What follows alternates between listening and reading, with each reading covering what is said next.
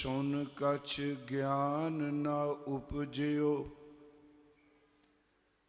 पस जो उदर भारो। कहो नानक प्रभ बिरद पछानो, तब हों पतित तारो। जतन बहुत मैं कर रहे हो, मिट्यो ना मन को मान। दुर्मत स्यों नानक फदियो, राख लिहो भगवान। जतन बहुत मैं कर रहे हो, मिट्यो ना मन को मान। दुर्मत स्यों नानक फदियो, राख लिहो भगवान।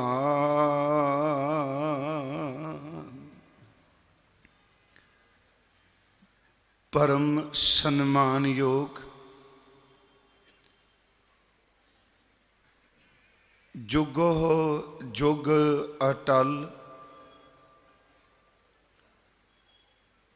साहिब श्री गुरु ग्रंथ साहिब सच्चे पातशाह महाराज जी दी पावन पवित्र हजूरी अंदर गुरुद्वारा गुरु नानक दरबार विखे सतगुरु गुरु तेग बहादुर जी की शहादत नूं समर्पित इत्थों दी समुची प्रबंधक कमेटी का पूर्ण सहयोग, आप परमेश्वर स्वरूप संगतां दी आसीस और सन्मान योग भाई सुरिंदर सिंह जी नूं और इन्हां दे समुचे संगी साथी नौजवान वीर बच्चियां धीआं भैणां मातावां सतगुरां ने सबुद्धि सोझी ते उद्यम बख्शिया है। तकरीबन पिछले 15 सालों तो संध्या वेले ते भाई साहब दस रहे सन 30 सालों तो अमृत वेले सतगुरु इस शब्द कीर्तन इस अपनी सिफत तो सलाह की सेवा लै रहे ने। 9 दिनों का समागम इस स्थान ते हो रहा है। आप जी रोज हाजरी भर देखो और सतगुरु गुरु तेग बहादुर सच्चे पातशाह जी महाराज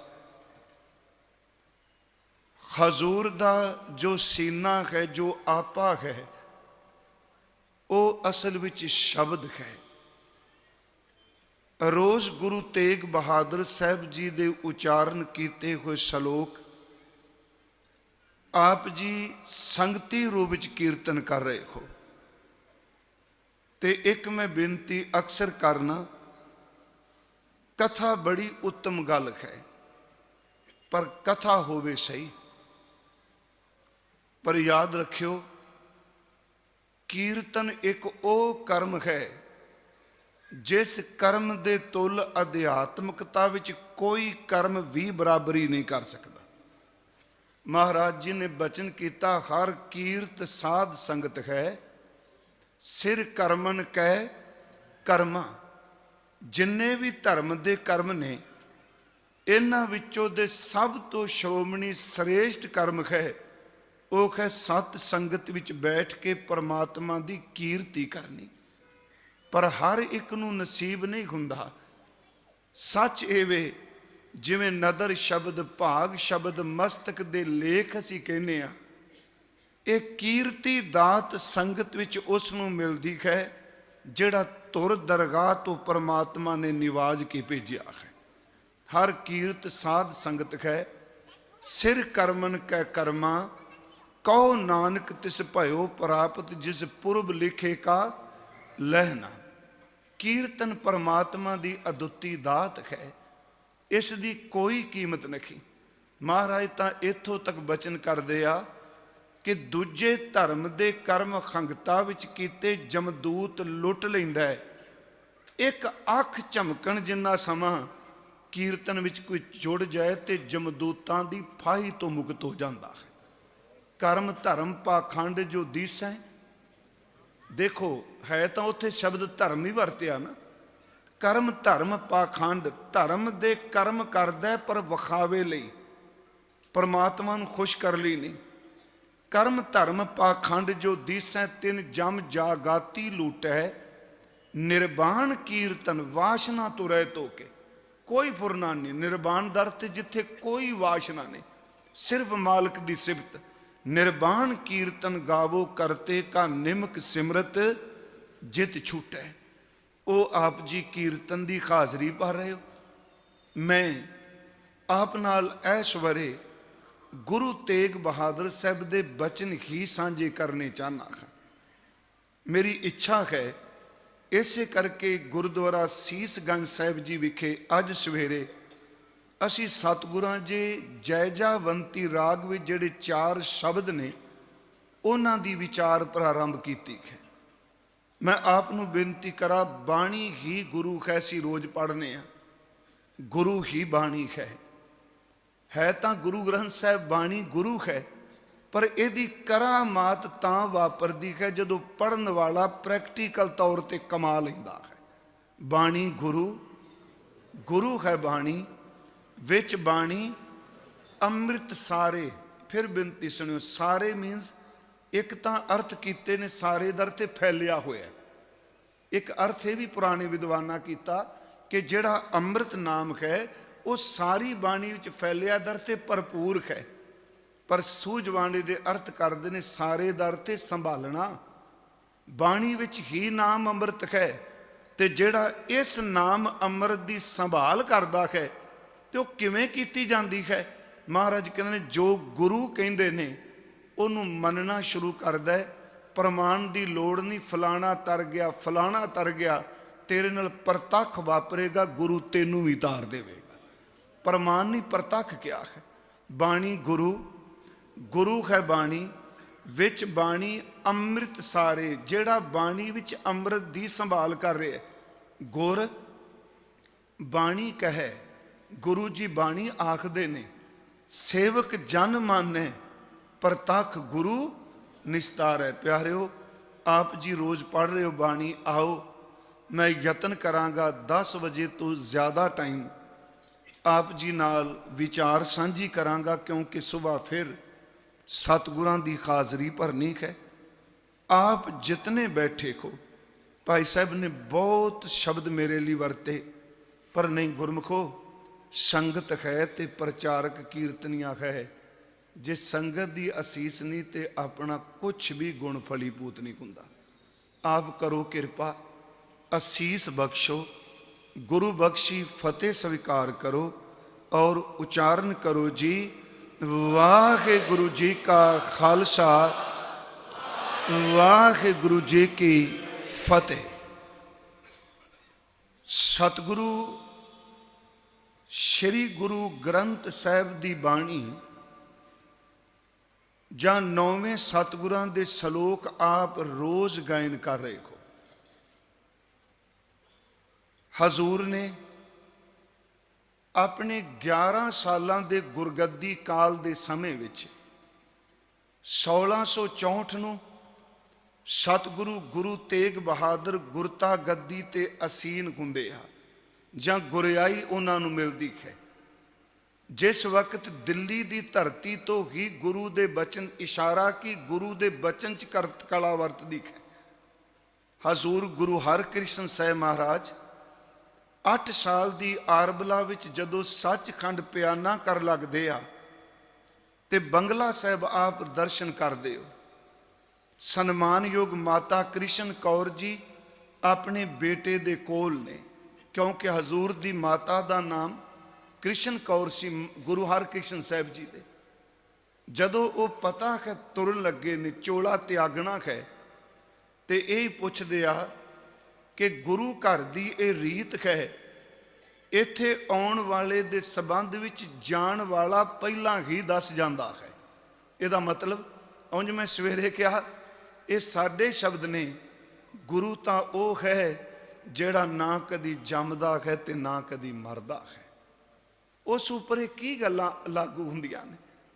ਪਰ ਇਹ ਕਿਹਾ ਮਹਾਰਾਜ ਗੁਰੂ ਘਰ ਦੀ ਰੀਤ ਹੈ, ਸਹਿ ਟਿੱਕਾ ਦੀਤੋਸ ਜੀਵ ਦਾ, ਕਿ ਜਿਉਂਦੇ ਜੀ ਇੱਥੇ ਗੁਰਗੱਦੀ ਦਾ ਤਿਲਕ ਲਾਇਆ ਜਾਂਦਾ ਹੈ। ਤੇ ਆਪ ਜੀ ਚੱਲਣ ਲੱਗੇ ਹੋ, ਆਪ ਜੀ ਆਪਣੇ ਚੋਲੇ ਨੂੰ ਸੰਕੋਚਣ ਲੱਗੇ ਹੋ, ਤੇ ਆਹ ਜਿਹੜੀ ਸੰਗਤ ਦਿੱਲੀ ਦੀ ਹੈ, ਜਿੰਨੀ ਸਿੱਖ ਸੰਗਤ ਹੈ, ਇਹਨੂੰ ਕਿਸ ਦੇ ਲੜ ਲਾ ਕੇ ਚੱਲੇ ਹੋ। ਮਹਾਰਾਜ ਜੀ ਨੇ ਨਾ ਜੀ ਲੇਟਿਆਂ ਹੋਏ ਗੁਰੂ ਹਰਕ੍ਰਿਸ਼ਨ ਸਾਹਿਬ ਜੀ ਨੇ ਗੁਰਿਆਈ ਵਾਲੀ ਸਮੱਗਰੀ ਤੇ 3 ਵਾਰ ਹੱਥ ਨਾਲ ਪਰਿਕਰਮਾ ਕੀਤੀ, 3 ਵਾਰ।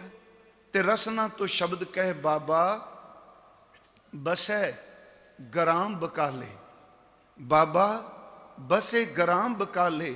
ਇਹਦਾ ਲਫ਼ਜ਼ੀ ਅਰਥ ਆਪਾਂ ਸਮਝ ਗਏ ਕਿ ਸਾਡੇ ਬਾਬਾ ਜੀ, ਸਾਡੇ ਦਾਦਾ ਜੀ ਬਕਾਲੇ ਗ੍ਰਾਮ ਵਿੱਚ ਰਹਿੰਦੇ ਨੇ।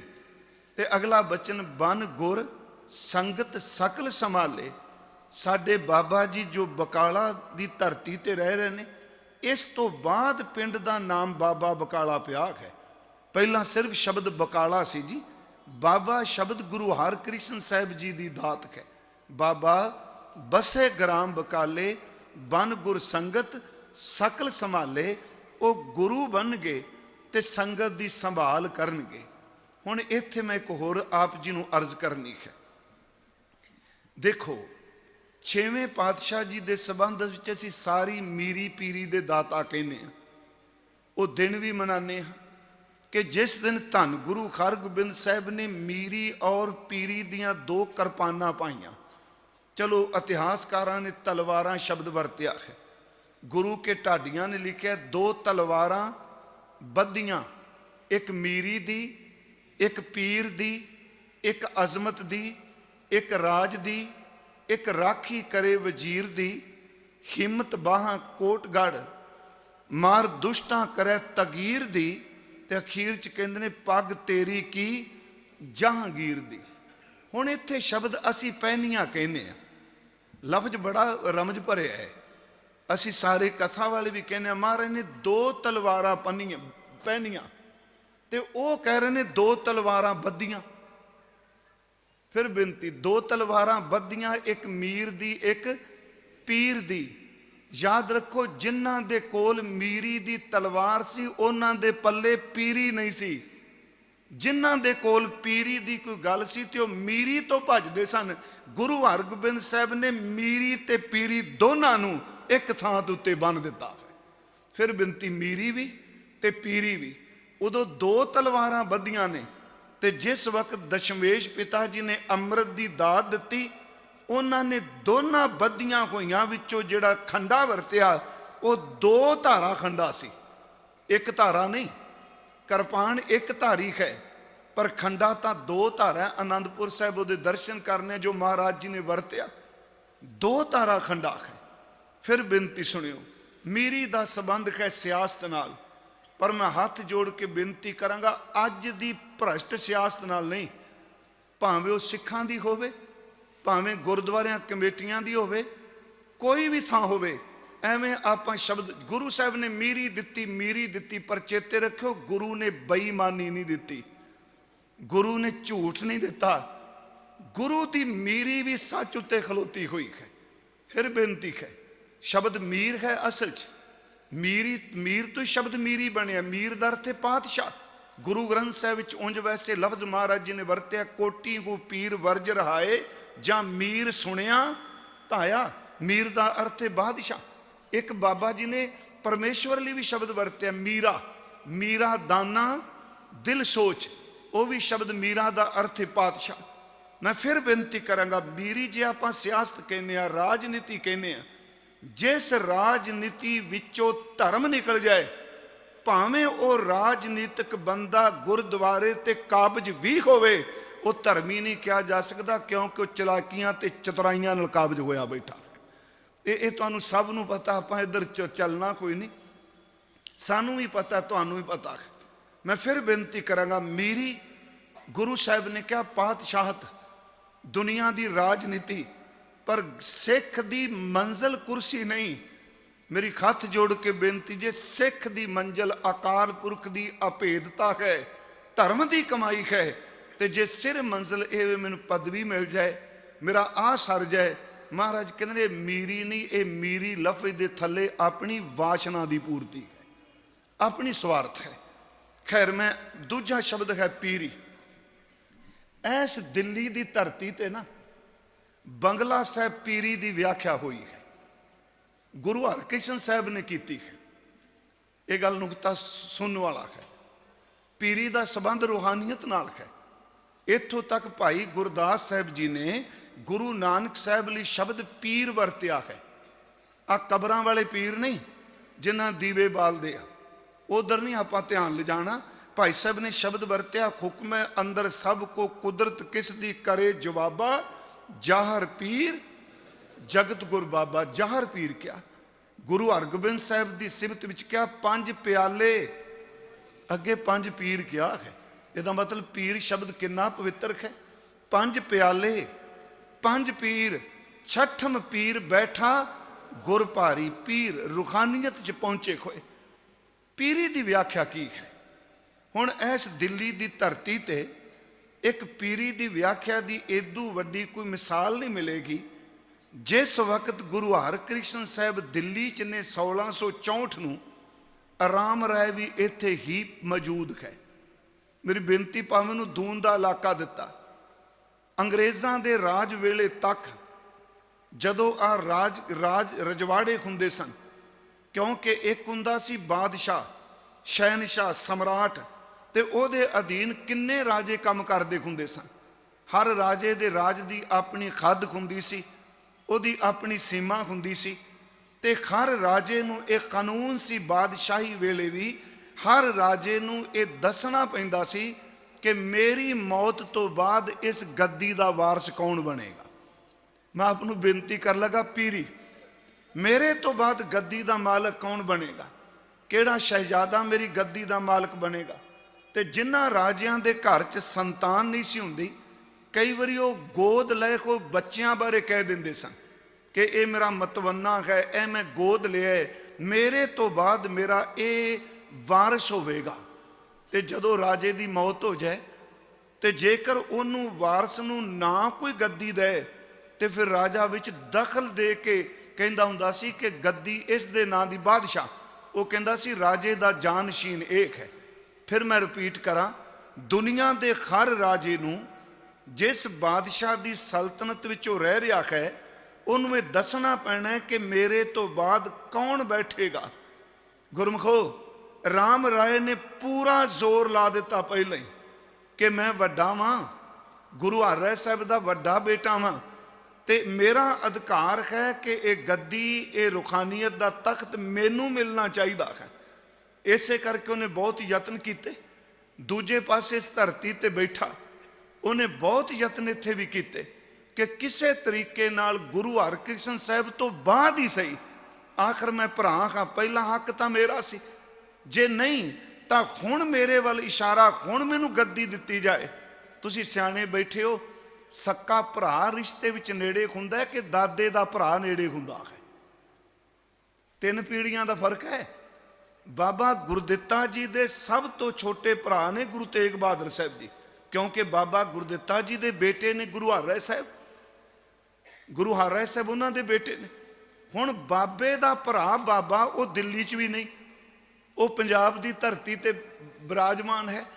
ਤੇ ਜਿਹੜਾ ਦਾਅਵਾ ਕਰ ਰਿਹਾ ਹੈ ਕਿ ਮੇਰਾ ਹੱਕ ਬਣਦਾ, ਉਹ ਬਾਦਸ਼ਾਹ ਰਾਹੀਂ ਵੀ ਜ਼ੋਰ ਲਾ ਰਿਹਾ ਹੈ ਕਿ ਤੁਸੀਂ ਜ਼ੋਰ ਲਾਓ, ਤੁਹਾਡਾ ਫਰਜ਼ ਬਣਦਾ ਹੈ ਇਹ ਗੱਦੀ ਮੈਨੂੰ ਮਿਲੇ। ਸੱਚ ਇਹ ਵੇ, ਗੁਰੂ ਨੇ ਆਪਣੀ ਪੀਰੀ ਵਿੱਚ ਕਿਸੇ ਨੂੰ ਵੀ ਦਖਲ ਨਹੀਂ ਦੇਣ ਦਿੱਤਾ, ਕਿਉਂਕਿ ਇਸ ਘਰ ਦੀ ਪੀਰੀ ਦੀ ਗੱਦੀ ਦਾ ਫੈਸਲਾ ਵੀ ਗੁਰੂ ਹੀ ਕਰਦਾ ਹੁੰਦਾ ਹੈ। ਯਾਦ ਰੱਖਿਓ, ਇਹ ਪੀਰੀ ਦਾ ਫੈਸਲਾ ਸੀ ਕਿ ਮੇਰੇ ਤੋਂ ਬਾਅਦ ਕੌਣ ਹੈ। ਮਹਾਰਾਜ ਜੀ ਨੇ ਬਿਲਕੁਲ ਰਾਜਨੀਤਿਕ ਪ੍ਰਭਾਵ ਨਹੀਂ ਕਬੂਲਿਆ। ਉਹਨਾਂ ਕਿਹਾ, ਬਾਬਾ ਬਸੇ ਗ੍ਰਾਮ ਬਕਾਲੇ 1664 ਤੋਂ ਲੈ ਕੇ 11 ਨਵੰਬਰ 1675 ਤੱਕ 11 ਸਾਲ ਮੈਂ ਗਿਣਨਾ ਮਹੀਨੇ ਛੱਡ ਕੇ ਆਪਾਂ 11 ਸਾਲ ਦੇ ਕਰੀਬ ਨੌਵੇਂ ਸਤਿਗੁਰੂ ਗੁਰੂ ਤੇਗ ਬਹਾਦਰ ਗੁਰਤਾ ਗੱਦੀ ਤੇ ਬਿਰਾਜਮਾਨ ਰੱਖੇ। ਇਹਨਾਂ 11 ਸਾਲਾਂ ਦੇ ਵਿੱਚ ਉਹਨਾਂ ਨੇ ਆਨੰਦਪੁਰ ਨਗਰ ਵੀ ਵਸਾਇਆ, ਉਹਨਾਂ ਨੇ ਮਾਲਵੇ ਦਾ ਰਟਨ ਵੀ ਕੀਤਾ। ਇਹਨਾਂ 11 ਸਾਲਾਂ ਵਿੱਚ ਹਜ਼ੂਰ ਪੂਰਬ ਵਾਲੇ ਪਾਸੇ ਵੀ ਗਏ। ਇਹਨਾਂ 11 ਸਾਲਾਂ ਵਿੱਚ ਹਜ਼ੂਰ ਦੇ ਘਰ ਸਾਹਿਬਜ਼ਾਦੇ ਦਾ ਜਨਮ ਹੋਇਆ। ਇਹਨਾਂ 11 ਸਾਲਾਂ ਦੇ ਵਿੱਚ ਹੀ ਗੁਰੂ ਤੇਗ ਬਹਾਦਰ ਨੇ ਆਪਣੀ ਰਸਨਾ ਤੋਂ ਰੂਹਾਨੀ ਸ਼ਬਦ 15 ਰਾਗਾਂ ਦੇ ਵਿੱਚ 59 ਸ਼ਬਦ ਉਚਾਰਨ ਕੀਤੇ, ਕਿਉਂਕਿ ਜਦੋਂ ਗੁਰਤਾ ਗੱਦੀ ਤੇ ਸੀਨ ਨੇ ਸ਼ਬਦ ਉਦੋਂ ਉਚਾਰਨ 59 ਸ਼ਬਦ। ਤੇ ਆਪ ਜੀ ਜਿਹੜੇ ਪੜ੍ਹਦੇ ਹੋ ਸਲੋਕ, ਉਂਝ ਵੈਸੇ ਸਲੋਕ ਦਾ ਲਫ਼ਜ਼ੀ ਅਰਥ ਹੁੰਦਾ ਉਸਤਤ, ਯਸ, ਤਾਰੀਫ, ਕਿਸੇ ਦੀ ਸਿਫਤ ਕਰਨੀ। 4 ਤਰ੍ਹਾਂ ਦੀ ਮੁਕਤੀ ਮੰਨੀ ਹੈ। ਉਹਦੇ ਵਿੱਚ ਪਹਿਲੀ ਮੁਕਤੀ ਜਿਹੜੀ ਨੂੰ ਸਾਲੋਕ ਕਹਿੰਦੇ ਆ। ਸਾਲੋਕ ਦਾ ਅਰਥ ਹੈ ਉਹ ਲੋਕ, ਉਸ ਲੋਕ ਵੀ ਜਾਣਾ ਜਿਹਨੂੰ ਮੁਹੱਬਤ ਕਰ ਰਹੇ ਆ। ਪਰ ਜਿਹੜਾ ਸਲੋਕ ਲਫ਼ਜ਼ ਹੈ ਨਾ, ਚਲੋ ਅਸੀਂ ਪੜ੍ਹਦੇ ਸ਼ਲੋਕ ਹੀ ਆ ਸਾਰੇ। ਸਲੋਕ ਦਾ ਅਰਥ ਹੈ ਯਸ਼ ਦਾ ਗੀਤ, ਸਿਫਤ ਦਾ ਗੀਤ, ਤਾਰੀਫ ਕਰਨੀ, ਉਸਤਤ ਕਰਨੀ। ਆਪ ਜੀ ਗੁਰੂ ਗ੍ਰੰਥ ਸਾਹਿਬ ਵਿੱਚ ਦਰਸ਼ਨ ਕਰਦੇ ਹੋ, ਸਾਨੂੰ ਬੇਅੰਤ ਸਲੋਕ ਮਿਲਦੇ ਆ। ਸਰਲੇਖ ਸਲੋਕ ਹੈ, ਪਰ ਜਦੋਂ ਤੁਸੀਂ ਪੋਇਟਰੀ ਦੇ ਕਵਿਤਾ ਦੇ ਹਿਸਾਬ ਨਾਲ ਦੇਖੋਗੇ, ਜਿਹੜੇ ਸਲੋਕ ਆਪ ਪੜ੍ਹ ਰਹੇ ਹੋ ਨਾ 57 ਸਲੋਕ, ਕਿਉਂਕਿ ਇਹ ਸਲੋਕ 12 ਤੇ ਵਧੀਕ ਦੇ ਸਰਲੇਖ ਥੱਲੇ ਨੇ। ਮੇਰੀ ਬੇਨਤੀ ਸੁਣਿਓ, ਕਿਉਂਕਿ ਗੁਰੂ ਗੋਬਿੰਦ ਸਿੰਘ ਮਹਾਰਾਜ, ਮੈਂ ਸਵੇਰੇ ਵੀ ਅਰਜ਼ ਕੀਤੀ ਕਿ ਗੁਰੂ ਅਰਜੁਨ ਦੇਵ ਮਹਾਰਾਜ ਜੀ ਨੇ 30 ਰਾਗਾਂ ਤੱਕ ਬਾਣੀ ਲਿਖੀ ਹੈ। 31ਵਾਂ ਰਾਗ ਜਿਹੜਾ ਗੁਰੂ ਗ੍ਰੰਥ ਸਾਹਿਬ ਦਾ ਆਖਰੀ ਰਾਗ ਹੈ, ਉਹ ਜੈ ਜਾਵੰਤੀ ਹੈ। ਇਹ ਸਿਰਫ ਗੁਰੂ ਤੇਗ ਬਹਾਦਰ ਸਾਹਿਬ ਦਾ। ਤੇ ਗੁਰੂ ਗੋਬਿੰਦ ਸਿੰਘ ਜੀ ਨੇ ਜਦੋਂ ਪਿਤਾ ਗੁਰਦੇਵ ਦੀ ਬਾਣੀ ਆਦਿ ਗ੍ਰੰਥ ਵਿੱਚ ਚੜਾਈ, ਤੇ ਉਹਨਾਂ ਨੇ ਸਲੋਕ ਤਾਂ ਰੱਖ ਦਿੱਤੇ 12 ਤੇ ਵਧੀਕ ਦੇ ਸਰਲੇਖ ਥੱਲੇ, ਕਿਉਂਕਿ ਸਲੋਕ 12 ਤੇ ਵਧੀਕ ਦਾ ਅਰਥ ਆਪ ਸਮਝਦੇ ਹੋ ਨਾ, ਜਿਹੜੇ ਸਲੋਕ 12 ਤੋਂ ਵੱਧ ਗਏ ਨੇ, ਜਿਹੜੇ ਵਧੇ ਹੋਏ ਨੇ। ਤੇ ਮੈਂ ਆਪ ਨੂੰ ਵਧਾਈ ਦਿਆਂਗਾ ਇਸ ਗੱਲੋਂ ਕਿ ਤੁਸੀਂ ਗੁਰਬਾਣੀ ਦਾ ਅਭਿਆਸ ਕਰਦੇ ਹੋ। ਸੁਬਾ ਵੀ ਮੈਂ ਕਿਹਾ, ਇਤਿਹਾਸ, ਤਵਾਰੀਖ, ਹਿਸਟਰੀ ਬਹੁਤ ਵੱਡੀ ਥਾਂ ਰੱਖਦੀ ਹੈ। ਅੱਜ ਅਸੀਂ ਇਤਿਹਾਸਕ ਘਟਨਾ ਕਰਕੇ ਬੈਠੇ ਹਾਂ, ਮਹਾਰਾਜ ਸ਼ਹੀਦ ਹੋਏ, ਪਰ ਜੇ ਆਤਮਿਕ ਉન્નਤੀ ਚਾਹੁੰਦੇ ਹਾਂ ਤੇ ਗੁਰੂ ਗ੍ਰੰਥ ਸਾਹਿਬ ਦੇ ਸ਼ਬਦ ਦਾ ਅਭਿਆਸ ਕਰਨਾ ਸ਼ੁਰੂ ਕਰ ਦਈਏ, ਕਿਉਂਕਿ ਸ਼ਬਦ ਤੋਂ ਬਿਨਾਂ ਰਸਤਾ ਨਹੀਂ ਕੋਈ ਮਿਲਣਾ। ਸ਼ਬਦ ਦਾ ਪਾਰਾਵਾਰ ਹੀ ਕੋਈ ਨਹੀਂ। ਅਸੀਂ ਗੁਰੂ ਗ੍ਰੰਥ ਸਾਹਿਬ ਜੀ ਲਈ ਸ਼ਬਦ ਵਰਤਨੇ, ਸਾਡਾ ਸ਼ਬਦ ਗੁਰੂ, ਅਸੀਂ ਸ਼ਬਦ ਨੂੰ ਗੁਰੂ ਮੰਨਦੇ ਹਾਂ। ਮੈਂ ਆਪ ਨੂੰ ਬੇਨਤੀ ਕਰਾਂਗਾ ਕਿ ਸ਼ਬਦ ਤੋਂ ਬਿਨਾਂ ਸਾਡੇ ਮਨ ਨੂੰ ਕੀਲ ਹੀ ਕੋਈ ਨਹੀਂ ਸਕਦਾ। ਸ਼ਬਦ ਤੋਂ ਬਿਨਾਂ ਕੋਈ ਸਾਨੂੰ ਪਰਮਾਤਮਾ ਨਾਲ ਜੋੜ ਨਹੀਂ ਸਕਦਾ। ਸ਼ਬਦ ਆਪ ਹੀ ਬ੍ਰਹਮ ਹੈ। ਸ਼ਬਦ ਬ੍ਰਹਮ ਵਰਤਿਆ ਜਾਂਦਾ ਹੈ। ਆਪ ਥੋੜਾ ਜਿਹਾ ਟਿਕਾ ਬਣਾਈ ਰੱਖਿਆ ਜੇ। ਹਜ਼ੂਰ ਨੇ ਆਪਣੀ ਰਸਨਾ ਤੋਂ 59 ਸ਼ਬਦ ਉਚਾਰਨ ਕੀਤੇ, ਤੇ ਜੇ ਆਪਾਂ ਰੋਜ਼ ਅਭਿਆਸ ਕਰੀਏ, ਤੇ ਅੱਜ ਮੈਂ ਤੁਹਾਨੂੰ ਦਿੱਲੀ ਵਾਸੀ ਤੁਸੀਂ ਬੈਠੇ ਹੋ, ਹੱਥ ਜੋੜ ਕੇ ਤੁਹਾਨੂੰ ਇੱਕ ਬੇਨਤੀ ਹੈ ਕਿ ਜਿੰਨੀ ਦੇਰ ਤੱਕ ਤੁਸੀਂ ਗੁਰਮੁਖੀ ਨਹੀਂ ਪੜੋਗੇ, ਨਿਆਣਿਆਂ ਨੂੰ ਗੁਰਮੁਖੀ ਨਹੀਂ ਪੜਾਓਗੇ, ਗੁਰੂ ਗ੍ਰੰਥ ਸਾਹਿਬ ਦਾ ਸ਼ੁੱਧ ਪਾਠ ਨਹੀਂ ਹੋ ਸਕਣਾ। ਅਸੀਂ ਬੜਾ ਸਟੈਂਡਰਡ ਬਣ ਗਿਆ ਸਾਡਾ ਹਿੰਦੀ ਬੋਲਣ ਦਾ। ਹਾਂਜੀ, ਹਿੰਦੀ ਤੋਂ ਬਿਨਾਂ ਅਸੀਂ ਹੁਣ ਕਈ ਵਾਰੀ ਮੈਂ ਅੱਜ ਭਾਈ ਸਾਹਿਬ ਨਾਲ ਕਰ ਰਿਹਾ ਪ੍ਰਭਜੀਤ ਨਾਲ, ਮੇਰਾ ਦਿਲ ਕਰਦਾ ਹੈ ਮੈਂ 5-5 7-7 ਮਿੰਟ ਹਿੰਦੀ ਵਿੱਚ ਜਦ ਇੱਕ ਪੌੜੀ ਦੇ ਅਰਥ ਕਰਾਂ, ਪਰ ਉਸ ਗੱਲੋਂ ਡਰ ਵੀ ਲੱਗਦਾ ਹੈ ਕਿ ਮੇਰੇ ਸਤਿਗੁਰਾਂ ਨੇ ਗੁਰਮੁਖੀ ਸਕ੍ਰਿਪਟ ਸਾਨੂੰ ਦਿੱਤਾ ਹੈ। ਆ ਗੁਰਮੁਖੀ ਲਿਪੀ ਮੁਕੰਮਲ ਲਿਪੀ ਹੈ। 35 ਜਿਹੜੀ ਹਜ਼ੂਰ ਨੇ ਦਿੱਤੀ, ਇਹ ਮੁਕੰਮਲ ਹੈ। ਮੈਂ ਫਿਰ ਬੇਨਤੀ ਕਰਾਂ, ਪੰਜਾਬੀ ਨੂੰ ਅੱਜ ਸਵੇਰੇ ਕਿਹਾ ਮੈਂ, ਦੇਵਨਾਗਰੀ ਚ ਨਾ ਲਿਖੋ। ਪੰਜਾਬੀ ਭਾਸ਼ਾ ਨੂੰ ਜੇ ਲਿਖਣਾ ਤੇ ਗੁਰੂ ਦੀ ਦਿੱਤੀ ਗੁਰਮੁਖੀ ਵਿੱਚ ਲਿਖੋ। ਇਸ ਨੂੰ ਫਿਰ ਸੁਣਿਓ, ਕਿਉਂਕਿ ਜਦੋਂ ਅਸੀਂ ਪੰਜਾਬੀ ਭਾਸ਼ਾ ਲੈਂਗੁਏਜ ਵੱਖਰੀ ਹੈ, ਸਕ੍ਰਿਪਟ ਵੱਖਰਾ ਹੁੰਦਾ ਹੈ। ਭਾਸ਼ਾ ਪੰਜਾਬੀ ਹੈ, ਤੇ ਆ ਤੁਸੀਂ ਲਾਹੌਰ ਆ ਵਾਹਗਾ ਬਾਰਡਰ ਟੱਪੋ, ਇੰਨੀ ਪੰਜਾਬੀ ਬੋਲਦੇ ਆ ਜ਼ਬਰਦਸਤ, ਪਰ ਜੇ ਉਹਨਾਂ ਨੂੰ ਤੁਸੀਂ ਗੁਰਮੁਖੀ ਉਹਨਾਂ ਨੂੰ ਸਮਝ ਨਹੀਂ ਪੈਣੀ। पाकिस्तान भी ਜਿਹੜੇ ਬੱਚੇ 2 ਵਾਰੀ मैं गया ਮੈਨੂੰ ਮਿਲਦੇ ਆ ਤੇ मैं ਪੁੱਛਿਆ ਬੱਚਿਓ ਪੰਜਾਬੀ ਜਾਣਦੇ ਹੋ? ਉਹ ਚੁੱਪ ਕਰ ਗਏ। मैं कहा ਪੰਜਾਬੀ ਜਾਣਦੇ ਹੋ? ਕਹਿੰਦੇ ਹਾਂ ਗੁਰਮੁਖੀ ਬਾਰੇ ਕਹਿ ਰਹੇ ਹੋ? मैं कहा जी हाँ। ਹਾਲਾਂ ਮੈਨੂੰ ਪਤਾ ਸੀ ਗੁਰਮੁਖੀ ਲਿਪੀ ਹੈ। ਕਹਿਣ ਲੱਗੇ ਹਾਂ ਅਸੀਂ ਘਰਾਂ ਵਿੱਚ ਗੁਰਮੁਖੀ ਸਿੱਖੀ ਹੋਈ ਹੈ। ਉੱਥੇ ਹਰ ਸਿੰਧੀ ਬੱਚਾ ਤੁਹਾਨੂੰ ਗੁਰੂ ਗ੍ਰੰਥ ਸਾਹਿਬ ਦਾ ਪਾਠ ਗੁਰਮੁਖੀ ਲਿਪੀ 'ਚ ਕਰਦਾ ਮਿਲੇਗਾ, ਗੁਟਕਾ ਗੁਰਮੁਖੀ ਦਾ। ਤੇ ਆਪਣੇ ਵੱਲ ਆਪਾਂ ਝਾਤੀ ਮਾਰੀਏ, ਆਪਾਂ ਗੁਰਮੁਖੀ ਨੂੰ ਕਿੰਨਾ ਛੱਡੀ ਬੈਠੇ। ਮੈਂ ਸੰਕੀਰਨਤਾ ਨਹੀਂ ਵਰਤ ਰਿਹਾ। ਤੇ ਹਾਲਾਂਕਿ ਜਿੰਨੀ ਸੌਖੀ ਗੁਰਮੁਖੀ ਸਿੱਖਣੀ ਹੈ, ਹਿੰਦੀ ਇਹਦੇ ਤੋਂ ਕਈ ਗੁਣਾ ਮੁਸ਼ਕਲ ਹੈ। ਗੁਰਮੁਖੀ ਬੜੀ ਸੌਖੀ ਜੇ ਗੁਰਮੁਖੋ। ਯਾਦ ਰੱਖਿਓ, ਹਿੰਦੀ ਵਿੱਚ ਇੱਕ ਸਤਰ ਤੁਸੀਂ ਪੜ੍ਹੋ, ਉਹਦੇ ਇੱਕ ਇੱਕ ਸ਼ਬਦ ਵਿੱਚ ਕਿੰਨੇ ਅੱਧੇ ਅੱਧੇ ਅੱਖਰ ਲੱਗਦੇ ਆ। ਹੁਣ ਇਹ ਮੈਂ ਸ਼ਬਦ ਹੀ ਕਿਹਾ ਹੈ ਨਾ, ਤੇ ਖਿੰਜੀ ਤੇ ਬੋਲਾਂਗਾ ਤੇ ਸ਼ਬਦ ਕਾਂਗਾ ਨਾ ਅੱਧਾ ਛੱਛਾ ਲੱਗਣਾ ਹੈ, ਇਸ ਤਰ੍ਹਾਂ ਹੀ ਹੈ ਨਾ। ਤੇ ਗੁਰੂ ਗ੍ਰੰਥ ਸਾਹਿਬ ਜਦੋਂ ਤੁਸੀਂ ਸ਼ਬਦ ਕਹਿੰਦੇ ਹੋ, ਸੱਸਾ ਪੂਰਾ ਲੱਗਾ ਹੋਇਆ, ਸੱਸਾ ਬੱਬਾ ਦੱਦਾ ਔਂਕੜ, ਸੱਸਾ ਬੱਬਾ ਦੱਦਾ ਸਿਹਾਰੀ, ਇਹ ਸਾਨੂੰ ਮਿਲਦਾ ਹੈ। ਸ਼ਬਦ ਸ਼ਬਦੀ ਸ਼ਬਦਾਂ। ਤੇ ਮੈਂ ਇਸ ਕਰਕੇ ਨਹੀਂ ਕਿ ਫਿਰਕਾ ਪ੍ਰਸਤੀ ਪੈਦਾ ਕਰ ਰਿਹਾ, ਨਹੀਂ ਜੀ, ਤੁਸੀਂ ਪੜ੍ਹੋ। ਪਰ ਗੁਰੂ ਗ੍ਰੰਥ ਸਾਹਿਬ ਨੂੰ ਜੇ ਸ਼ੁੱਧ ਪੜ੍ਹਨਾ ਹੈ ਨਾ, ਸਾਡੇ ਕੋਲ ਗੁਰਮੁਖੀ ਲਿਪੀ ਦਾ ਗਿਆਨ ਹੋਣਾ ਬਹੁਤ ਜ਼ਰੂਰੀ ਹੈ। ਤੇ ਜਿਵੇਂ ਹੁਣ ਭਾਈ ਸਾਹਿਬਾ ਕਰ ਰਹੇ ਆ, ਤੁਸੀਂ 9 ਦਿਨ ਜੁੜਦੇ ਹੋ। ਮੈਂ ਬਟਰਿੰਗ ਨੇ ਆਪਣੇ ਮਨ ਨੂੰ ਪੁੱਛ ਕੇ ਦੇਖੋ, ਇਸ ਸ਼ਲੋਕ ਪੜ੍ਹਨ ਤੋਂ ਬਾਅਦ ਮਨ ਨੂੰ ਕੀ ਸਕੂਨ ਮਿਲਦਾ ਹੈ। ਕੀਰਤਨ ਕਰਕੇ ਤੁਸੀਂ ਜਾਂਦੇ ਹੋ ਸਕਦਾ ਰਾਤ ਨੂੰ ਕਈਆਂ ਦੇ ਸੁੱਤਿਆਂ ਹੋਇਆਂ ਵੀ ਇਹਨਾਂ ਸ਼ਲੋਕਾਂ ਦਾ ਕੀਰਤਨ ਚੱਲਦਾ ਹੋਵੇ, ਕਿਉਂਕਿ ਸ਼ਬਦ ਜਿਹੜਾ ਉਹ ਆਪਣਾ ਕੰਮ ਰੁਕਣ ਨਹੀਂ ਦਿੰਦਾ। ਸ਼ਬਦ ਸੁੱਤਿਆਂ ਸਾਥ ਛੱਡ ਗਿਆ ਤੇ ਮਰਨ ਤੋਂ ਬਾਅਦ ਸ਼ਬਦ ਕਿੱਥੇ ਨਾਲ ਜਾਊਗਾ? ਸ਼ਬਦ ਮਰਨ ਤੋਂ ਬਾਅਦ ਵੀ ਤੁਰਦਾ। ਮੈਂ ਖੈਰ ਥੋੜਾ ਜਿਹਾ ਜਜ਼ਬਾਤੀ ਜਿਹਾ ਕਹਿ ਦਿੱਤਾ, ਪਲੀਜ਼ ਜ਼ਰੂਰ ਗੁਰਮੁਖੀ ਪੜਿਆ ਕਰੋ, ਪੰਜਾਬੀ ਬੋਲੋ। ਮੈਂ ਲਫ਼ਜ਼ ਵਰਤਨੇ, ਗੁਰਮੁਖੀ ਪੜੋ ਤੇ ਬੋਲੋ ਪੰਜਾਬੀ। ਸਤਿਗੁਰਾਂ ਨੇ ਬਖਸ਼ਿਸ਼ ਕੀਤੀ 59 ਸ਼ਬਦ ਤੇ ਸ਼ਲੋਕ। ਇਹ ਜਿਹੜੇ ਸ਼ਲੋਕ ਨੇ, ਜੇ ਕਾਵਕ ਰੂਪ ਵਿੱਚ ਦੇਖੋਗੇ ਤੇ ਇਹਨਾਂ ਸਾਰਿਆਂ ਦੀ ਬੰਤਰ ਦੋਹਰੇ ਹੈ। ਜੇ ਕਵਿਤਾ ਆਪਾਂ ਦੇਖਾਂਗੇ ਨਾ, ਇਹਦੀ ਮਾਤਰਾ ਇਹਦੀਆਂ ਦੇਖਾਂਗੇ, ਕਿਉਂਕਿ ਕਵਿਤ ਦੀ ਮਾਤਰਾ ਵੱਖਰੀ ਹੁੰਦੀ ਹੈ, ਸਵਈਏ ਦੀ ਵੱਖਰੀ ਹੁੰਦੀ ਹੈ, ਦੋਹਰੇ ਦੀ ਵੱਖਰੀ ਹੁੰਦੀ ਹੈ। ਤੇ ਇਹ ਜਿੰਨੇ ਨਾ ਸ਼ਲੋਕ ਭਾਵੇਂ ਦੋਹਰਾ ਅਖੀਰ ਤੇ ਹੁੰਦਾ, ਬਲ ਛੁਟਕਿਓ ਬੰਧਨ ਪਰੇ ਕਛੂ ਨਾ ਹੋ ਤੂੰ ਪਾਏ, ਕਹੋ ਨਾਨਕ ਅਬ ਓਟ ਕਰ ਗਜ ਜੂ ਹੋ ਸਹਾਏ, ਬਲ ਹੋਆ ਬੰਧਨ ਛੁਟੇ ਸਭ ਕਿਛ ਹੋ ਤੂੰ ਪਾਏ, ਨਾਨਕ ਸਭ ਕੀ ਤੁਮਰਾ ਹਾਥ ਮੈਂ ਤੁਮੇ ਹੋਤ ਸਹਾਏ, ਸੰਗ ਸਖਾ ਸਭ ਤਜ ਗਏ ਕੋਉ ਨਾ ਨਿਭਿਓ ਸਾਧ, ਕਹੋ ਨਾਨਕ ਇਹ ਬਿਵਤ ਮੈਂ। ਤੇ ਯਾਦ ਰੱਖਿਓ, ਇਹ ਵੀ ਦੋਹਰਾ ਹੈ ਜਿਹੜਾ ਤੁਸੀਂ ਪੜ੍ਹਦੇ ਹੋ, ਸੰਗ ਸਖਾ ਸਭ ਤਜ ਗਏ। ਹੁਣੇ ਭਾਈ ਸਾਹਿਬ ਪੜ੍ਹੇ, ਸਰ ਰਾਮ ਨਾਮ ਉਰਮੈ ਗਇਓ ਜਾ ਕੈ ਸਮ ਨੀ ਕੋਏ। ਸਰਲੇਖ ਸ਼ਲੋਕ ਹੀ ਹੈ, ਪਰ ਜਦੋਂ ਇਹਨਾਂ ਨੂੰ ਕਿਸੇ ਕਵਿਤਾ ਦੇ ਛੰਦਾਬੰਦੀ ਦੇ ਸੁਗੜ ਵਿਦਵਾਨ ਨੂੰ ਪੜ੍ਹਾਓਗੇ, ਉਹ ਮਾਤਰਾ ਦੇਖ ਕੇ ਕਹੇਗਾ ਅਸਲ ਵਿੱਚ ਇਹ ਵੀ ਦੋਹਰਾ ਹੈ। ਮੈਂ ਆਪ ਨੂੰ ਬੇਨਤੀ ਕਰਾਂ, 57 ਸ਼ਲੋਕ, ਮੈਂ ਸ਼ਲੋਕ 57 ਕਹਿ ਰਿਹਾ, ਹਾਲਾਂ ਦੋਹਰਾ ਵਿੱਚ ਆਉਂਦਾ ਹੈ। ਉਸ ਤੋਂ ਇਲਾਵਾ 59 ਸ਼ਬਦ ਨੇ। ਮੈਂ ਅੱਜ ਇੱਕੋ ਬੇਨਤੀ ਇਹ ਕਰਕੇ ਜਾਣੀ ਹੈ, ਮੈਂ ਔਰ ਤੁਸੀਂ ਸਾਰੇ ਆਪਾਂ ਆਪ ਵਿੱਚ ਬਹੁਤ ਬਖਸ਼ਾਂ ਵਾਲੀਆਂ ਰੂਹਾਂ ਬੈਠੀਆਂ ਨੇ। ਮੈਂ ਇੱਕ ਵਾਰੀ ਉੱਥੇ ਪਟੇਲ ਨਗਰ ਵੀ ਕਿਹਾ, ਗੁਰੂ ਤੇਗ ਬਹਾਦਰ ਸਾਹਿਬ ਦੇ ਪਹਿਲੇ ਸ਼ਬਦ ਦੀ ਪਹਿਲੀ ਤੁਕ ਨੂੰ ਕਮਾਨ ਤੇ ਜ਼ੋਰ ਲਾ ਦੇਈਏ। ਪਹਿਲਾ ਸ਼ਬਦ ਤੇ ਪਹਿਲੀ ਤੁਕ। ਐਤਕੀ ਥੋੜੇ ਜਿਹੇ ਅਰਥ ਮੈਂ ਹੋਰ ਕਰਾਂਗਾ। ਸ਼ਬਦ ਉਹੀ ਹੈ।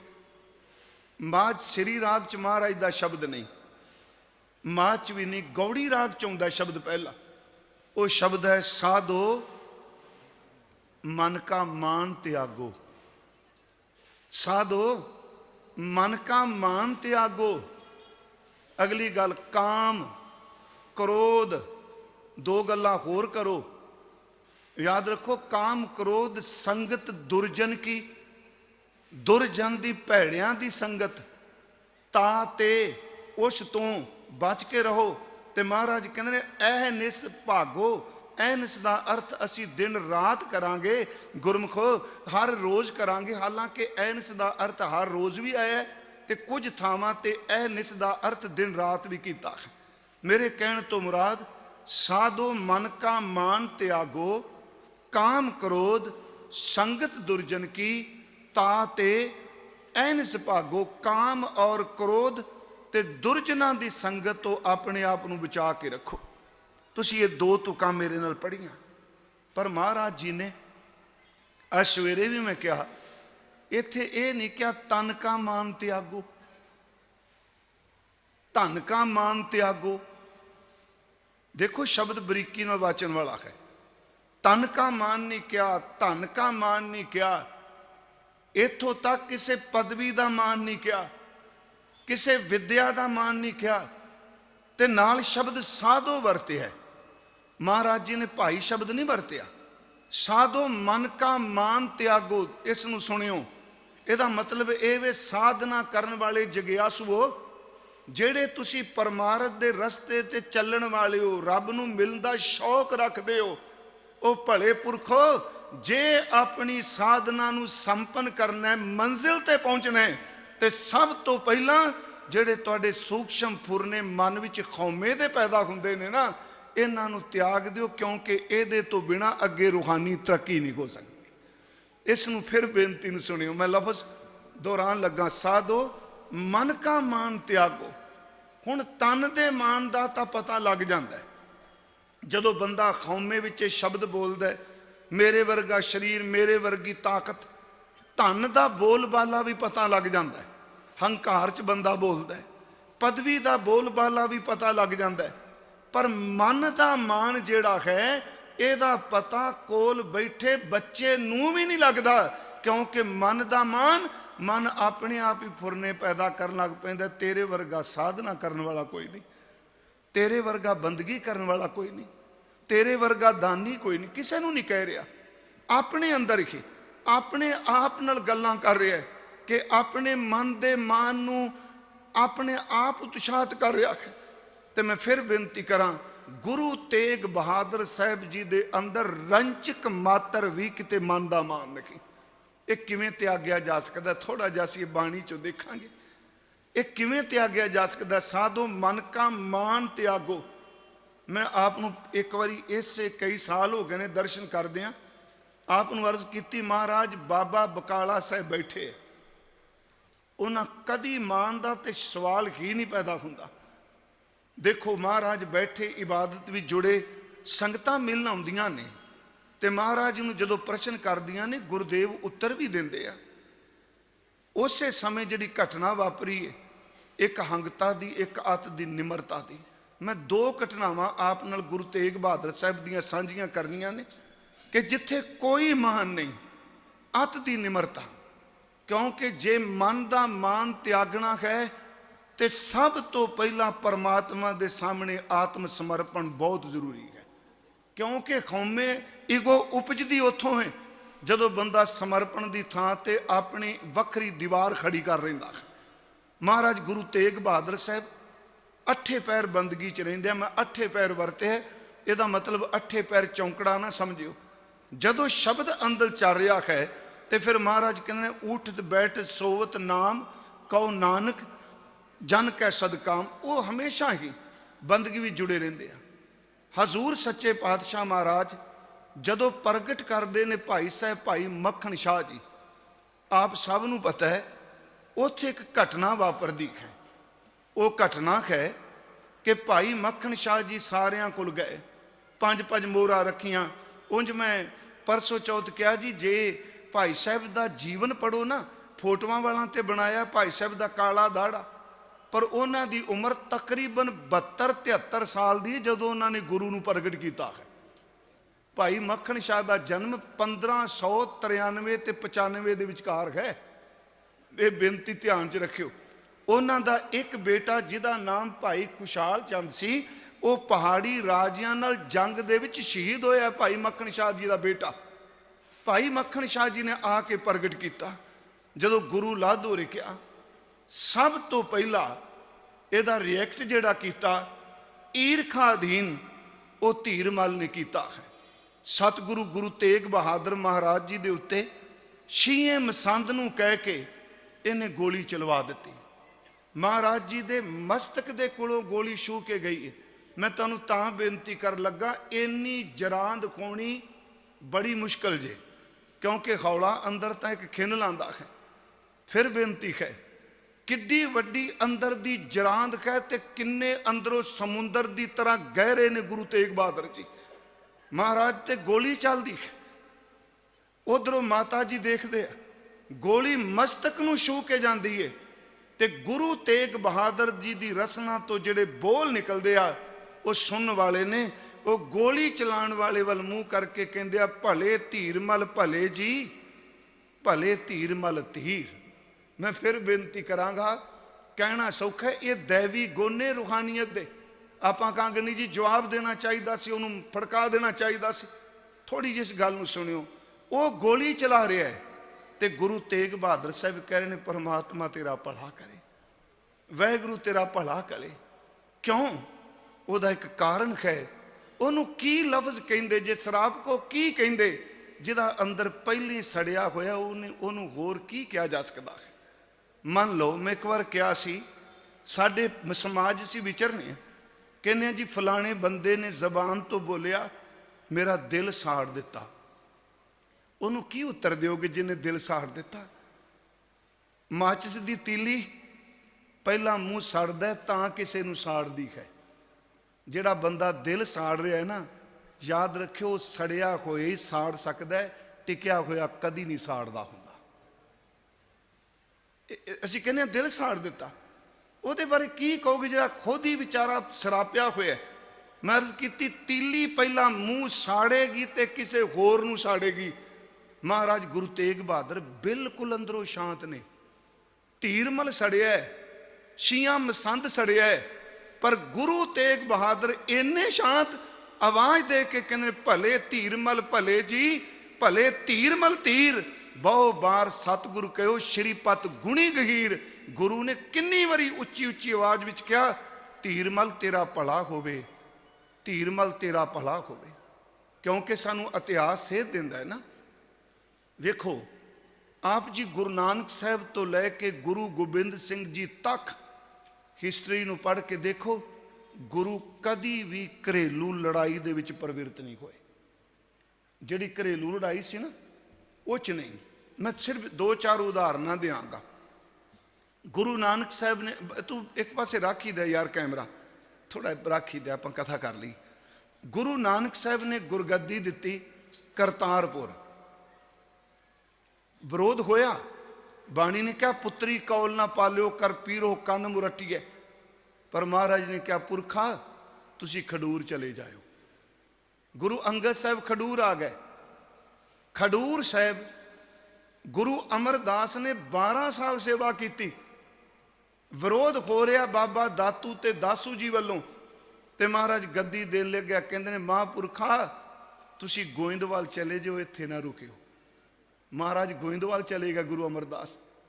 ਇੱਥੋਂ ਤੱਕ ਕਿ ਗੋਇੰਦਵਾਲ ਬੈਠਿਆਂ ਨੂੰ ਭਾਈ ਦਾਤੂ ਜੀ, ਬਾਬਾ ਦਾਤੂ ਜੀ ਜਦੋਂ ਲੱਤ ਮਾਰਦੇ ਆ ਤੇ ਨਾਲ ਉਹ ਸ਼ਬਦ ਕਹਿੰਦੇ ਆ, ਕੱਲ ਤੱਕ ਗੋਇੰਦਵਾਲ ਛੱਡ ਜਾਓ, ਇਹ ਗੱਦੀ, ਇਹ ਸਭ ਕੁਝ ਸਾਡੇ ਪਿਤਾ ਦਾ ਹੈ। ਗੁਰੂ ਅਮਰਦਾਸ ਕਹਿੰਦੇ, ਵਾਕਈ ਕੱਲ ਸੁਬਹ ਤੱਕ ਇੱਥੇ ਮੈਂ ਨਹੀਂ ਰਹਾਂਗਾ। ਬਾਸਰ ਕੇ ਚਲੇ ਗਏ ਨਾ ਜਿੱਥੇ ਸੰਨ ਲਾਈ। ਗੁਰੂ ਅਮਰਦਾਸ ਜੀ ਨੇ ਗੁਰਗੱਦੀ ਗੋਇੰਦਵਾਲ ਦਿੱਤੀ ਗੁਰੂ ਰਾਮਦਾਸ ਜੀ ਨੂੰ, ਪਰ ਕਿਹਾ ਗੁਰੂ ਕਾ ਚੱਕ ਵਸਦਾ ਪਿਆ, ਤੁਸੀਂ ਪਰਿਵਾਰ ਸਮੇਤ ਉੱਥੇ ਚਲੇ ਜਾਓ। ਇੱਥੋਂ ਤੱਕ ਕਿ ਸੁਲਗੀ ਨੂੰ ਚਾੜ ਕੇ ਪਿਰਥੀਆ ਲਿਆ ਰਿਹਾ ਹੈ, ਤੇ ਗੁਰੂ ਅਰਜੁਨ ਦੇਵ ਗੁਰੂ ਕਾ ਚੱਕ ਛੱਡ ਕੇ ਵਡਾਲੀ ਚਲੇ ਗਏ। ਇਹ ਹੁਣ ਆਪਾਂ ਕਹਾਂਗੇ ਕਮਜ਼ੋਰੀ ਨਹੀਂ, ਗੁਰਮੁਖੋ ਰੂਹਾਨੀਅਤ ਨੂੰ ਸਮਝੀਏ, ਇਹ ਕਮਜ਼ੋਰੀ ਨਹੀਂ। ਧੀਰਮਲ ਕਰਤਾਰਪੁਰ ਵਿਰੋਧ ਕਰ ਰਿਹਾ ਸੀ, ਪੋਤਰਾ ਹੈ ਗੁਰੂ ਹਰਗੋਬਿੰਦ ਸਾਹਿਬ ਦਾ।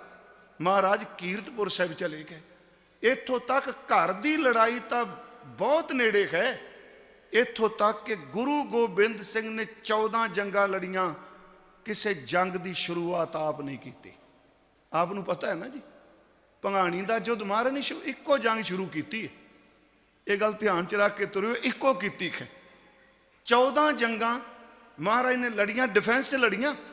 ਉਹ ਚੜ ਕੇ ਆਉਂਦੇ ਨੇ, ਮਹਾਰਾਜ ਮੁਕਾਬਲਾ ਕਰਦੇ ਆ। ਜਾਂ ਕਿਸੇ ਦੀ ਧੀ ਭੈਣ ਬਹੂ ਬੇਟੀ ਨੂੰ ਕੋਈ ਹੱਥ ਪਾਉਂਦਾ ਤੇ ਬਾਬਾ ਅਜੀਤ ਸਿੰਘ ਲੜਦੇ ਆ। 14 ਜੰਗਾਂ ਚੜ ਕੇ ਆ ਰਿਹਾ, ਡਿਫੈਂਸ 'ਚ ਲੜੀਆਂ, ਬਚਾਅ 'ਚ ਲੜੀਆਂ। ਇੱਕੋ ਜੰਗ ਸ਼ੁਰੂ ਕੀਤੀ ਬਸ, ਬਾਬਾ ਬੰਦਾ ਸਿੰਘ ਬਹਾਦਰ ਨੂੰ 5 ਤੀਰ ਦੇ ਕੇ। ਇਹ ਹਿਸਟਰੀ ਸਾਡੀ ਕਹਿ ਰਹੀ ਹੈ ਨਾ। ਮਹਾਰਾਜ ਮੈਂ ਕਹਿਣਾ ਕਿ ਬਹਾਦਰ ਸ਼ਾਹ ਮੁੱਕਰ ਗਿਆ। ਉਹ ਵਾਰ-ਵਾਰ ਜਿਹੜੀ ਗੱਲ ਹੋਈ ਸੀ ਵੀ ਸਜ਼ਾ ਮਿਲੇਗੀ, ਜਿਵੇਂ ਅੱਜ ਕੱਲ੍ਹ ਅਸੀਂ ਦੇਖਦੇ ਕਿੰਨਾ ਕੁਝ ਸਾਡੇ ਨਾਲ ਹੋਇਆ, ਪਰ ਬੰਦਾ ਭੁੱਲ ਜਾਂਦਾ। ਯਾਦ ਰੱਖਿਓ, किसने सजा दी, किसने सजा दवाई? बहादुर शाह ने कहा। लम्मा समा राजपुताने चों निकलिया, दखन तक गया। जदों सारे हीले मुक गए, फिर गुरु ने बैरागी नूं अमृत की दात दे के बंदा सिंह बहादुर बनाया, ते 5 तीर दे के, नाल नगारा दे के, निशान साहब दे के, ते सिख दे के, ते हुक्मनामे दे के कहन लगे हुण मैं शुरू करांगा इस राज दियां, जालम राज दियां, याद रखो जालम राज दियां जड़ां पट के रख दियां। इक्को शुरू की ते 1 सदी जंग लड़ी गई। मेरे इस नुकते नूं फिर बेनती सुनियो। आपां कहांगे जी 1 सदी किवें लड़ी?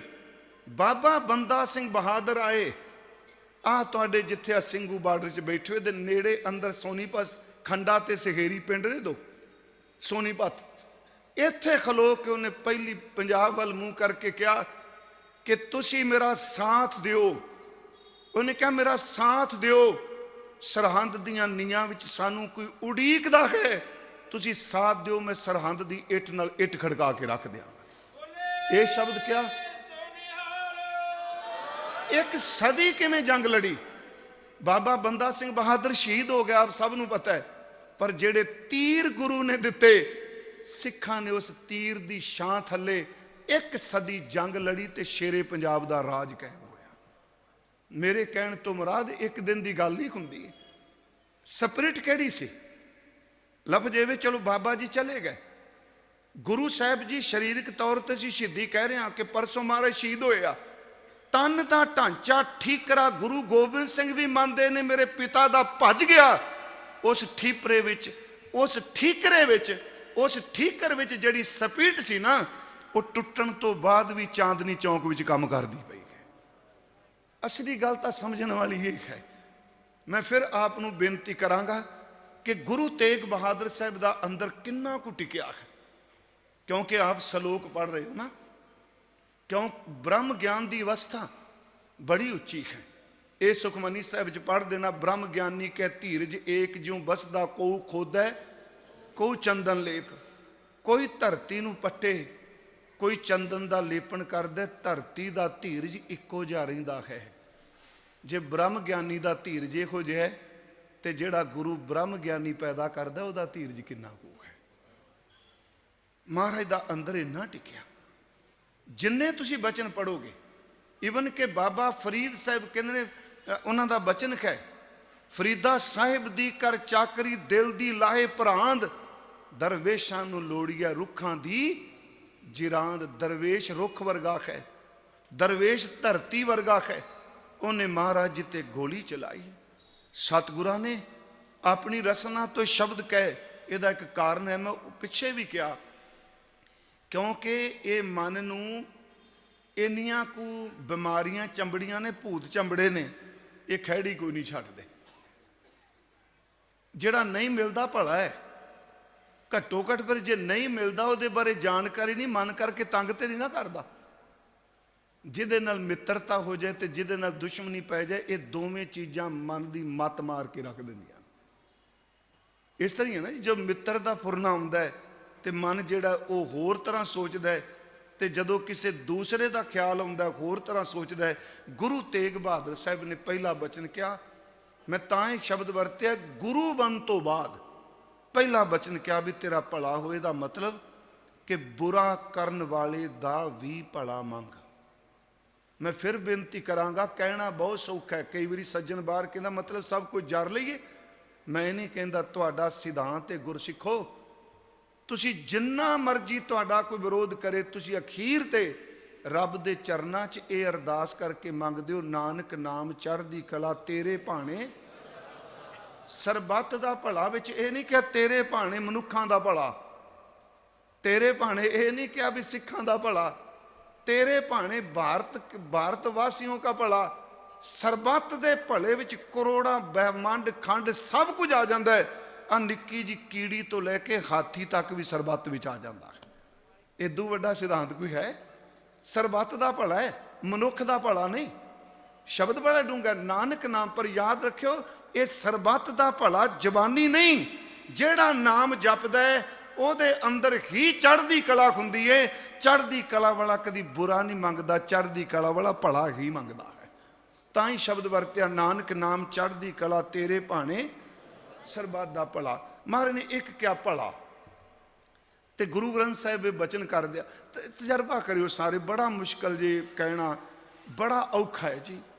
ਇਹ ਮਨ ਉੱਥੇ ਸੂਈ ਜੀ ਅੜ ਜਾਂਦੀ ਹੈ, ਸਰੀਰ ਅਗਾਂ ਢਲੀ ਜਾਂਦਾ ਹੈ, ਕੇਸ ਚਿੱਟੇ ਹੋ ਜਾਂਦੇ ਆ, ਬੁਢੇਪਾ ਆ ਜਾਂਦਾ ਹੈ। ਮਨ ਦੀ ਸੂਈ ਉੱਥੇ ਅੜੀ ਹੁੰਦੀ ਜਿਹੜੀ 30 ਸਾਲ ਪਹਿਲਾਂ ਅੜੀ, ਉਹ ਅਗਾਂ ਘੁੰਮਦੀ ਕੋਈ ਨਹੀਂ।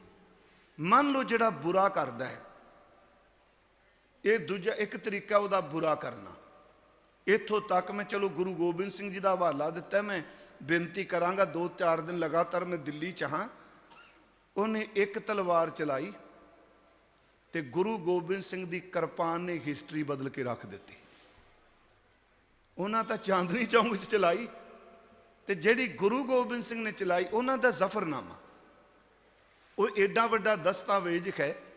ਮੈਂ ਸਾਡੀ ਇੱਛਾ ਸੀ ਉਹਨੂੰ ਪਰਸ਼ੀਅਨ, ਇਹ ਮੂਲ ਜਿਹੜਾ ਪਰਸ਼ੀਅਨ ਵਿੱਚ ਉਹਦਾ ਲਿਖਾ ਲਿਆ।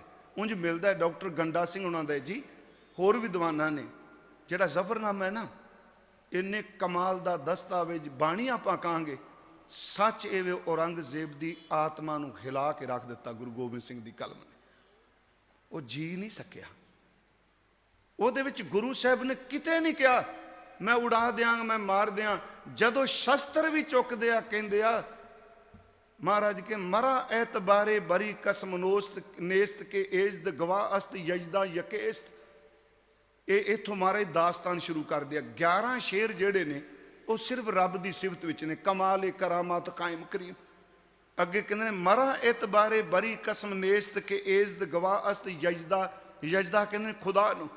ਕਹਿੰਦੇ ਤੇਰੀ ਕਸਮ ਉੱਤੇ ਰਤਾ ਭਰ ਵੀ ਭਰੋਸਾ ਨਹੀਂ, ਇਸ ਗੱਲ ਦਾ ਗਵਾਹ ਅਕਾਲ ਪੁਰਖ ਜਾਂ ਖੁਦਾ ਹੈ। ਨਾ ਕਤਰਾ ਮਾਰਾ ਇਤਬਾਰ ਹੀ ਬਰੋਸਤ। ਕਤਰਾ ਸਭ ਸਮਝਨੇ ਨਾ, ਆ ਬੂੰਦ ਥੋੜਾ ਜਿੰਨਾ। ਨਾ ਕਤਰਾ ਮਾਰਾ ਇਤਬਾਰੇ ਬਰੋਸਤ, ਇਤਬਾਰ ਵੀ ਸਮਝਨੇ ਆ ਫਾਰਸੀ ਦਾ। ਬਰ ਉਸ ਨਰ ਤੇ ਉਹਦੇ ਉੱਤੇ। ਔਰੰਗਜ਼ੇਬ ਹੁਣ ਜਿੰਨਾ ਮਰਜੀ ਤੂੰ ਕਹੀ ਜਾ, ਮੈਨੂੰ ਕਤਰਾ ਵੀ ਤੇਰੀਆਂ ਸਮਾਂ ਤੇ ਭਰੋਸਾ ਨਹੀਂ। ਨਾ ਕਤਰਾ ਮਰਾ ਇਤਬਾਰੇ ਬਰੋਸਤ ਕੇ ਬਖਸ਼ੀ ਵਾ ਦੀਵਾਨ, ਬਖਸ਼ੀ ਵਾ ਦੀਵਾਨ ਤੇਰੇ ਵਜ਼ੀਰ ਤੇ ਤੇਰੇ ਸੈਨਾਪਤੀ ਕਿ ਬਖਸ਼ੀ ਵਾ ਦੀਵਾਨ ਖਮਾ ਕਿਜ਼ਬ ਗੋਸ਼ਤ। ਜੇ ਦੁਨੀਆ ਵਿੱਚ ਕੋਈ ਝੂਠੇ ਤੋਂ ਝੂਠਾ ਵੱਧ ਤੋਂ ਵੱਧ ਬੰਦਾ ਲੱਭਣਾ ਹੋਵੇ, ਤੇਰੇ ਕਾਜੀ ਤੇ ਤੇਰੇ ਵਜ਼ੀਰਾਂ ਤੋਂ ਝੂਠਾ ਬੰਦਾ ਦੁਨੀਆ 'ਚ ਕੋਈ ਵੀ ਨਹੀਂ। ਯਾਦ ਰੱਖਿਓ, ਬਾਦਸ਼ਾਹ ਨੂੰ ਚਿੱਠੀ ਲਿਖੀ ਜਾ ਰਹੀ ਹੈ, ਘਰ ਬੈਠ ਕੇ ਪੋਇਟਰੀ ਨਹੀਂ ਲਿਖੀ ਜਾ ਰਹੀ ਵੀ ਆਪਣੀ ਕਿਤਾਬ ਬਾਅਦ 'ਚ ਪਾਵਾਂਗੇ ਜਦੋਂ ਦੁਨੀਆ ਤੋਂ ਤੁਰ ਜਾਵਾਂਗੇ। ਅਕਸਰ ਕਲਮਾਂ ਵਾਲੇ ਵਿਚਾਰੇ ਡਰ ਜਾਂਦੇ ਆ। ਅੱਗੇ ਫਿਰ ਮਹਾਰਾਜ ਕਹਿੰਦੇ ਕਿ ਪੇਮਾਸ਼ ਕੰਨ ਬੇਦਰੰਗ ਆਮਦੰਦ, ਮੈਂ ਤੀਰੋ ਤੁਫੰਗ ਆਮਦੰਦ। ਅਸਾਵਾਂ ਚੁੱਕ ਕੇ ਮੁਕਰਨ ਵਾਲੇ ਮੈਦਾਨ 'ਚ ਆਏ। ਮਹਾਰਾਜ ਕਹਿੰਦੇ ਬਾਲਾਚਾਰ ਕੀ ਦਰਮਿਆ ਆਮਦੰਦ। ਇਹ ਗੱਲ ਨੂੰ ਸੁਣੋ। ਕਹਿੰਦੇ ਨੇ ਮੈਂ ਮਜਬੂਰ ਹੋ ਕੇ ਕਿਰਪਾਨ ਚੁੱਕੀ, ਨਹੀਂ ਤੇ ਦਰਵੇਸ਼ ਨੇ ਕਿਰਪਾਨ ਕੀ ਚੁੱਕਣੀ ਸੀ। ਦੇਖੋ ਇਹਦਾ ਮਤਲਬ ਮਹਾਰਾਜ ਲੜਾਈ ਕਰਦੇ ਆ, ਪਰ ਉਹਨਾਂ ਦੀ ਕਿਰਪਾਨ ਜ਼ੁਲਮ ਨੂੰ ਥੰਮਣ ਵਾਸਤੇ ਵੇ, ਜ਼ੁਲਮ ਕਰਨ ਵਾਸਤੇ ਨਹੀਂ। ਬਾਲਚਾਰਗੀ ਦਰਮਿਆ ਆਮਦੰਦ ਬਾ ਤਦਬੀਰ ਤੀਰੋ ਕਮਾ ਆਮਦੰਦ। ਫਿਰ ਕਹਿੰਦੇ ਮੈਂ ਆਇਆ, ਮੈਂ ਤੀਰ ਮੈਂ ਸ਼ਸਤਰ ਲੈ ਕੇ ਆਇਆ। ਹੁਣ ਇਹਦੇ ਇੱਕ ਸ਼ੇਰ ਜਿਹੜਾ ਸਭ ਨੂੰ ਚੇਤੇ ਵਿੱਚ, ਚੂਕਾਰ ਅਜ਼ ਹਮਾ ਖੀਲ ਤੇ ਦਰ ਗੁਜਸ਼ਤ। ਇਹ ਅਸਲ 'ਚ ਸ਼ੇਰ ਸ਼ੇਖ ਸਾਦੀ ਦੀ ਜਿਹੜੀ ਕਿਤਾਬ, 2 ਕਿਤਾਬਾਂ ਗੁਲਸਤਾਂ ਬੋਸਤਾਂ ਹੈ ਨਾ, ਇਹ ਉਹਦੇ ਵਿੱਚ ਵੀ ਹੈ। ਥੋੜਾ ਜਿਹਾ ਫਰਕ ਹੈ। ਚੂਕਾਰ ਅਜ਼ ਹਮਾ ਖੀਲ ਤੇ ਦਰ ਗੁਦਸ਼ਤ ਹਲਾਲ ਅਸਤਰ ਬੁਰਦਨ ਬਾ ਸ਼ਮਸ਼ੀਰ। ਆਮ ਤੌਰ ਤੇ ਪਾਠ ਸ਼ਮਸ਼ੀਰੇ ਕੀਤਾ ਜਾਂਦਾ ਹੈ। ਸ਼ੁੱਧ ਪਾਠ ਜਿਹੜਾ ਪਰਸ਼ੀਅਨ ਵਿੱਚ ਹੈ ਉਹ ਇੱਕ ਹੈ, ਚੂਕਾਰ ਅਜ਼ ਹਮਾ ਖੀਲ ਤੇ ਦਰ ਗੁਜਸਤ ਹਲਾਲ ਅਸਤ ਬੁਰਦਨ ਬਾਏ ਸ਼ਮਸ਼ੀਰੇ ਦਸਤ। ਕਹਿੰਦੇ ਜਦੋਂ ਸਾਰੇ ਸਮਝੌਤਿਆਂ ਤੇ ਝੂਠ ਬੋਲਿਆ ਜਾਏ, ਫਿਰ ਕਿਰਪਾਨ ਦੇ ਮੁੱਠੇ ਨੂੰ ਹੱਥ ਪਾ ਲੈਣਾ ਜਾਇਜ਼ ਹੁੰਦਾ ਹੈ। ਇਹਦਾ ਮਤਲਬ ਮਹਾਰਾਜ ਕਹਿੰਦੇ ਮੈਂ ਐਵੇਂ ਧੱਕੇ ਲਈ ਕਿਰਪਾਨ ਨਹੀਂ ਚੁੱਕ ਰਿਹਾ। ਮੈਂ ਆਪ ਨੂੰ ਤਾਂ ਬੇਨਤੀ ਕਰ ਲੱਗਾ, ਮੈਂ ਵਿਸ਼ੇ ਫਿਰ ਉਸੇ ਤੇ ਆਵਾਂਗਾ। ਗੁਰੂ ਭਲਾ ਹੀ ਮੰਗਦਾ ਹੈ। ਫਿਰ ਬੇਨਤੀ ਹੈ, ਇੱਥੋਂ ਤੱਕ ਮਹਾਰਾਜ ਆਪਣੇ ਤੀਰਾਂ ਨੂੰ ਬਖਸ਼ਿਸ਼ ਕਹਿੰਦੇ ਆ। ਉਹਨਾਂ ਦੇ ਜ਼ਫਰਨਾਮੇ 'ਚ ਦਰੇਗਾ ਅਗਰੂਵੇ ਆਦੀਦ ਮੇ ਬਾ ਯਕ ਤੀਰ ਲਾਚਾਰ ਬਖਸ਼ੀਦ ਮੇ। ਇਹਦਾ ਮਤਲਬ ਗੁਰੂ ਗੋਬਿੰਦ ਸਿੰਘ ਦਾ ਤੀਰ ਵੀ ਜਿਹਨੂੰ ਵੱਜਦਾ ਉਹ ਬਖਸ਼ਿਸ਼ ਦਾ ਪਾਤਰ ਬਣ ਜਾਂਦਾ ਹੈ। ਮੈਂ ਥੋੜਾ ਜਿਹਾ ਵਿਸ਼ੇ ਤੋਂ ਨਿਕਲਿਆ, ਕਿਉਂਕਿ ਇਸ ਚਾਂਦਨੀ ਚੌਂਕ ਦੇ ਸਾਕੇ ਨੇ ਸਭ ਨੂੰ ਜਨਮ ਦਿੱਤਾ ਹੈ। ਮਹਾਰਾਜ ਨੇ ਇਹੀ ਪੁੱਛਿਆ ਸੀ ਨਾ ਭਾਈ ਜੈਤੇ ਨੂੰ ਕਿੰਨੇ ਕੁ ਸਿੱਖ ਸਨ, ਇਹ ਹਿਸਟਰੀ ਸਾਡੀ ਇਹੀ ਕਹਿੰਦੀ ਹੈ। ਮਹਾਰਾਜ ਹੋਣਗੇ ਬਹੁਤ, ਕਿਹੜੀ ਪਹਿਚਾਣ? ਸਤਿਗੁਰਾਂ ਨੇ ਕਿਹਾ, ਗੁਰੂ ਗੋਬਿੰਦ ਰਾਏ ਜੀ ਨੇ ਕਹਿੰਦੇ ਨੇ, ਇਹੋ ਜਿਹਾ ਸਾਜ ਦਿਆਂਗਾ ਸਦੀਆਂ ਤੱਕ, ਜਿੱਥੇ ਖਲੋਤਾ ਹੋਵੇਗਾ ਇਹਦੀ ਪਹਿਚਾਣ ਵੱਖਰੀ ਹੀ ਹੋਵੇਗੀ।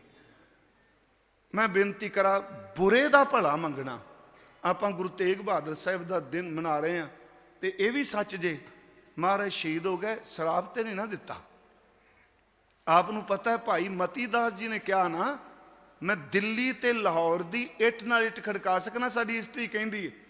ਤੇ ਮਹਾਰਾਜ ਜੀ ਨੇ ਹੱਸ ਕੇ ਕਿਹਾ ਸੀ, ਇੱਕ ਬੂੰਦ ਸਮੁੰਦਰ ਦੇ ਸਾਹਮਣੇ ਦਾਅਵਾ ਕਰਦੀ ਚੰਗੀ ਨਹੀਂ ਲੱਗਦੀ। ਤੁਸੀਂ ਸਿੱਖੋ, ਇਹ ਸ਼ਬਦ ਨਹੀਂ ਕਿਹਾ ਕਿ ਅੜਾ ਦਿਆਂਗੇ। ਸਭ ਕੁਝ ਖੋਣ ਦੇ ਬਾਵਜੂਦ ਵੀ ਉਹ ਤਲਵਾਰ ਗਰਦਨ ਤੇ ਰੱਖ ਕੇ ਕਹਿ ਰਹੇ ਨੇ, ਸਾਨੂੰ ਅੰਦਰ ਦਾ ਭੇਦ ਦਿਓ, ਕਰਾਮਾਤ ਦਿਓ।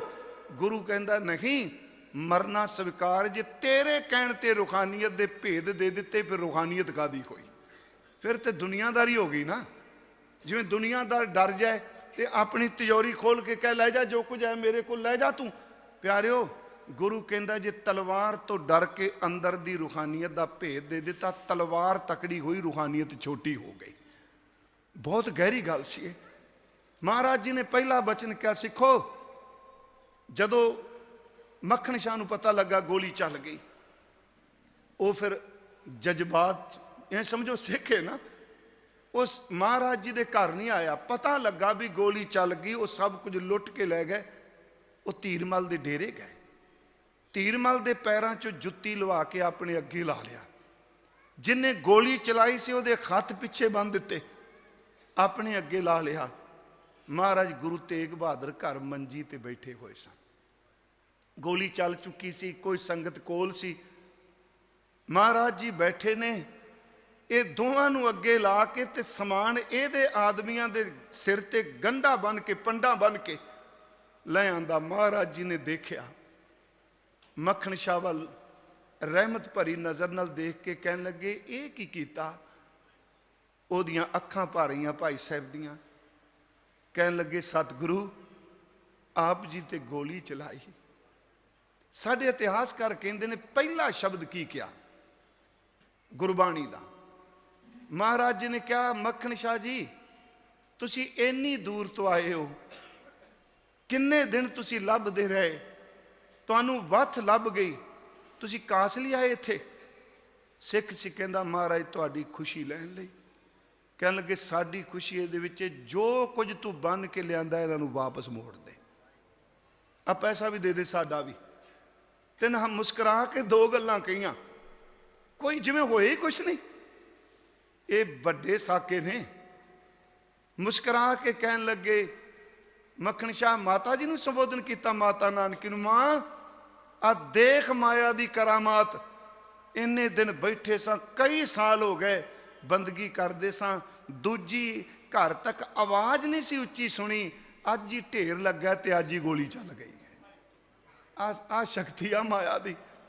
ਅਗਲਾ ਪੁੱਛਦੇ ਨੇ, ਜਦੋਂ ਸਭ ਕੁਝ ਦੇਣ ਲੱਗੇ, ਤੇ ਇਤਿਹਾਸ ਵਿੱਚ ਕਿਹਾ ਜਾਂਦਾ ਹੈ, ਤੇ ਮਹਾਰਾਜ ਨੇ ਇੱਕ ਵਾਰੀ ਇਹ ਵੀ ਕਿਹਾ, ਜਦੋਂ ਮਾਤਾ ਜੀ ਨੇ ਕਹਿਣਾ ਤੁਸੀਂ ਕਿਸੇ ਨੂੰ ਨਹੀਂ ਮਿਲਦੇ, ਕਿਉਂਕਿ ਗੁਰੂ ਤੇਗ ਬਹਾਦਰ ਬਹੁਤ ਘੱਟ ਮਿਲਦੇ ਸਨ।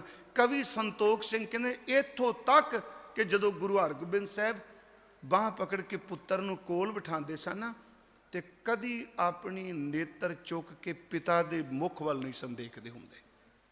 ਨਿਮਰਤਾ 'ਚ ਹੀ ਰਹਿਣਾ, ਗਰਦਨ ਝੁਕਾ ਕੇ ਰੱਖਦੇ ਹੁੰਦੇ ਸਨ, ਅੱਖਾਂ 'ਚ ਅੱਖਾਂ ਨਹੀਂ ਸਨ ਪਾਉਂਦੇ ਹੁੰਦੇ। ਇਹ ਗੱਲ ਅੰਦਰ ਦੀ ਬਖਸ਼ਿਸ਼ ਦੀ ਹੈ। ਤੇ ਹੱਸ ਕੇ ਕਹਿੰਦੇ ਸਨ, ਮਾਂ ਸਾਰੀ ਬਾਣੀ ਕਹਿੰਦੀ ਹੈ ਗੁਰੂ ਗਰੀਬ ਨਵਾਜ ਕੇ, ਪਰਮਾਤਮਾ ਗਰੀਬ ਨਵਾਜ ਹੈ, ਅਮੀਰ ਨਵਾਜ ਤੇ ਕਿਤੇ ਲਿਖਿਆ ਹੀ ਨਹੀਂ। ਗਰੀਬ ਰਵਾਂਗੇ ਤੇ ਜ਼ਰੂਰ ਨਵਾਜੇਗਾ। ਅਗਲੀ ਬੇਨਤੀ ਮੇਰੀ ਹੈ, ਜਦੋਂ ਮਾਤਾ ਜੀ ਨੇ ਕਿਹਾ ਪੁੱਤਰ ਸਭ ਕੁਛ ਚਲਾ ਗਿਆ, 59 ਸ਼ਬਦ ਮੈਂ ਵੈਸੇ ਬਾਹਰ ਅਮਰੀਕਾ ਕਥਾ ਕਰ ਦਿੱਤੀ ਹੈ, ਸਾਰੇ ਸ਼ਬਦਾਂ ਦੀ ਰਿਕਾਰਡਿੰਗ ਹੋ ਗਈ ਹੈ, ਇਹ ਚੱਲੇਗੀ ਦਸੰਬਰ ਦੇ ਵਿੱਚ ਹੀ। ਹੁਣ ਅੱਗੇ ਮੈਂ 2 ਸ਼ਬਦ 59 ਸ਼ਬਦਾਂ 'ਚੋਂ ਪੜ੍ਹੇ ਆ, ਤੇ ਪਰ ਇਹ ਦਾਵਾ ਨਹੀਂ ਮੇਰਾ ਵੀ ਜੇ ਮੈਂ ਕਹਿ ਰਿਹਾ ਆਖਰੀ ਸੱਚੇ ਵੇ। ਬਾਕੀ ਸ਼ਬਦਾਂ ਤੇ ਤਾਂ ਮਹਾਰਾਜ ਸਾਨੂੰ ਸਮੱਤ। ਹੁਣ ਜਿਵੇਂ ਪੜ੍ਹਿਆ, ਸਾਧੋ ਮਨ ਕਾ ਮਾਨ ਤਿਆਗੋ, ਮਹਾਰਾਜ ਤੇ ਮਾਨ ਕੋਈ ਹੈ ਹੀ ਨਹੀਂ। ਮਨ ਰੇ ਕੌਣ ਕੁਮਤ ਹੈ ਲੀਨੀ, ਗੁਰੂ ਤੇਗ ਬਹਾਦਰ ਸਾਹਿਬ ਨੂੰ ਤੇ ਕੁਮਤ ਹੈ ਹੀ ਨਹੀਂ। ਮਨ ਕੀ ਮਾਹੇ ਰਹੀ, ਉਹਨਾਂ ਦੀ ਤੇ ਅਵਸਥਾ ਹੈ ਹੀ ਨਹੀਂ। ਮਨ ਰੇ ਕਹਾਂ ਭਇਓ ਤੈ ਬੌਰਾ, ਉਹਨਾਂ ਦੀ ਅਵਸਥਾ ਥੋੜਾ ਹੈ ਕਿ ਬੌਰਾ। ਜਾਗ ਲਿਓ ਰੇ ਮਨਾ ਜਾਗ ਲਿਓ ਕਹਾਂ ਗਾਫਲ ਸੋਇਆ, ਉਹਨਾਂ ਦੀ ਅਵਸਥਾ ਨਹੀਂ। ਦੋ ਸ਼ਬਦ ਨੇ ਜਿਹੜੇ ਗੁਰੂ ਤੇਗ ਬਹਾਦਰ ਦੇ ਰੂਹਾਨੀ ਜੀਵਨ ਦੀ ਵਿਆਖਿਆ ਕਰਦੇ ਆ, ਉਹ ਮੈਂ ਸੰਖੇਪ ਥੋੜੇ ਕਹਿ ਦੇਣਾ। ਇੱਕ ਤਾਂ ਜਦੋਂ ਸਭ ਕੁਝ ਮੋੜ ਦਿੱਤਾ ਤੇ ਮਾਤਾ ਨਾਨਕੀ ਨੇ ਕਿਹਾ ਪੁੱਤਰ, ਮਾਤਾ ਜੀ ਨੇ ਕਿਹਾ ਬੇਟਾ ਸਭ ਕੁਝ ਦੇ ਦਿੱਤਾ, ਆ ਧਨ ਵੀ ਨਹੀਂ ਰੱਖਿਆ। ਉੱਥੇ ਮਹਾਰਾਜ ਜੀ ਨੇ ਪਹਿਲਾ ਸ਼ਬਦ ਉਚਾਰਿਆ, ਮਾਈ ਮੈਂ ਧਨ ਪਾਇਓ ਹਰਨਾਮ। ਮਾਂ ਮੇਰੀਏ, ਮੇਰੀ ਅੰਮਾ, ਮੈਂ ਨਾਮ ਦਾ ਧਨ ਪਾਇਆ। ਮਾਈ ਮੈਂ ਧਨ ਪਾਇਓ ਹਰਨਾਮ, ਮਨ ਮੇਰੋ ਧਾਵਨ ਤੇ ਛੂਟਿਓ ਕਰ ਬੈਠੋ ਵਿਸ਼ਰਾਮ। ਮੈਂ ਕਾਦੀ ਭਟਕਣਾ ਚ ਪਵਾਂ, ਨਾਮ ਧਨ ਨੇ ਇੰਨਾ ਟਿਕਾ ਦੇ ਦਿੱਤਾ, ਮੇਰਾ ਮਨ ਅੰਦਰ ਕਿਤੇ ਭਟਕਦਾ ਹੀ ਨਹੀਂ। ਮਾਇਆ ਮਮਤਾ ਤਨ ਤੇ ਭਾਗੀ, ਉਪਜਿਓ ਨਿਰਮਲ ਗਿਆਨ। ਲੋਭ ਮੋਹ ਇਹ ਪਰਖ ਸਨਾ ਸਾਕੈ ਗਹੀ, ਭਗਤ ਭਗਵਾਨ ਮਾਈ ਮੈਂ ਧਨ ਪਾਇਓ ਹਰਨਾਮ। ਇਹ ਸੱਚੀ ਮੁੱਚੀ ਮਹਾਰਾਜ ਦੀ ਆਪਣੀ ਅਵਸਥਾ ਜੇ। ਜਦੋਂ ਮੈਂ ਪੜ੍ਹਨਾ ਨਾ ਇਹ ਮਨ ਮੇਰੋ ਧਾਵਨ ਤੇ ਛੁੱਟਿਓ ਕਰ ਬੈਠੋ ਵਿਸ਼ਰਾਮ, ਤੇ ਮੇਰੇ ਸਾਹਮਣੇ ਸੁਖਮਨੀ ਸਾਹਿਬ ਦੀ ਰਹਾਓ ਆ ਜਾਂਦੀ ਹੈ।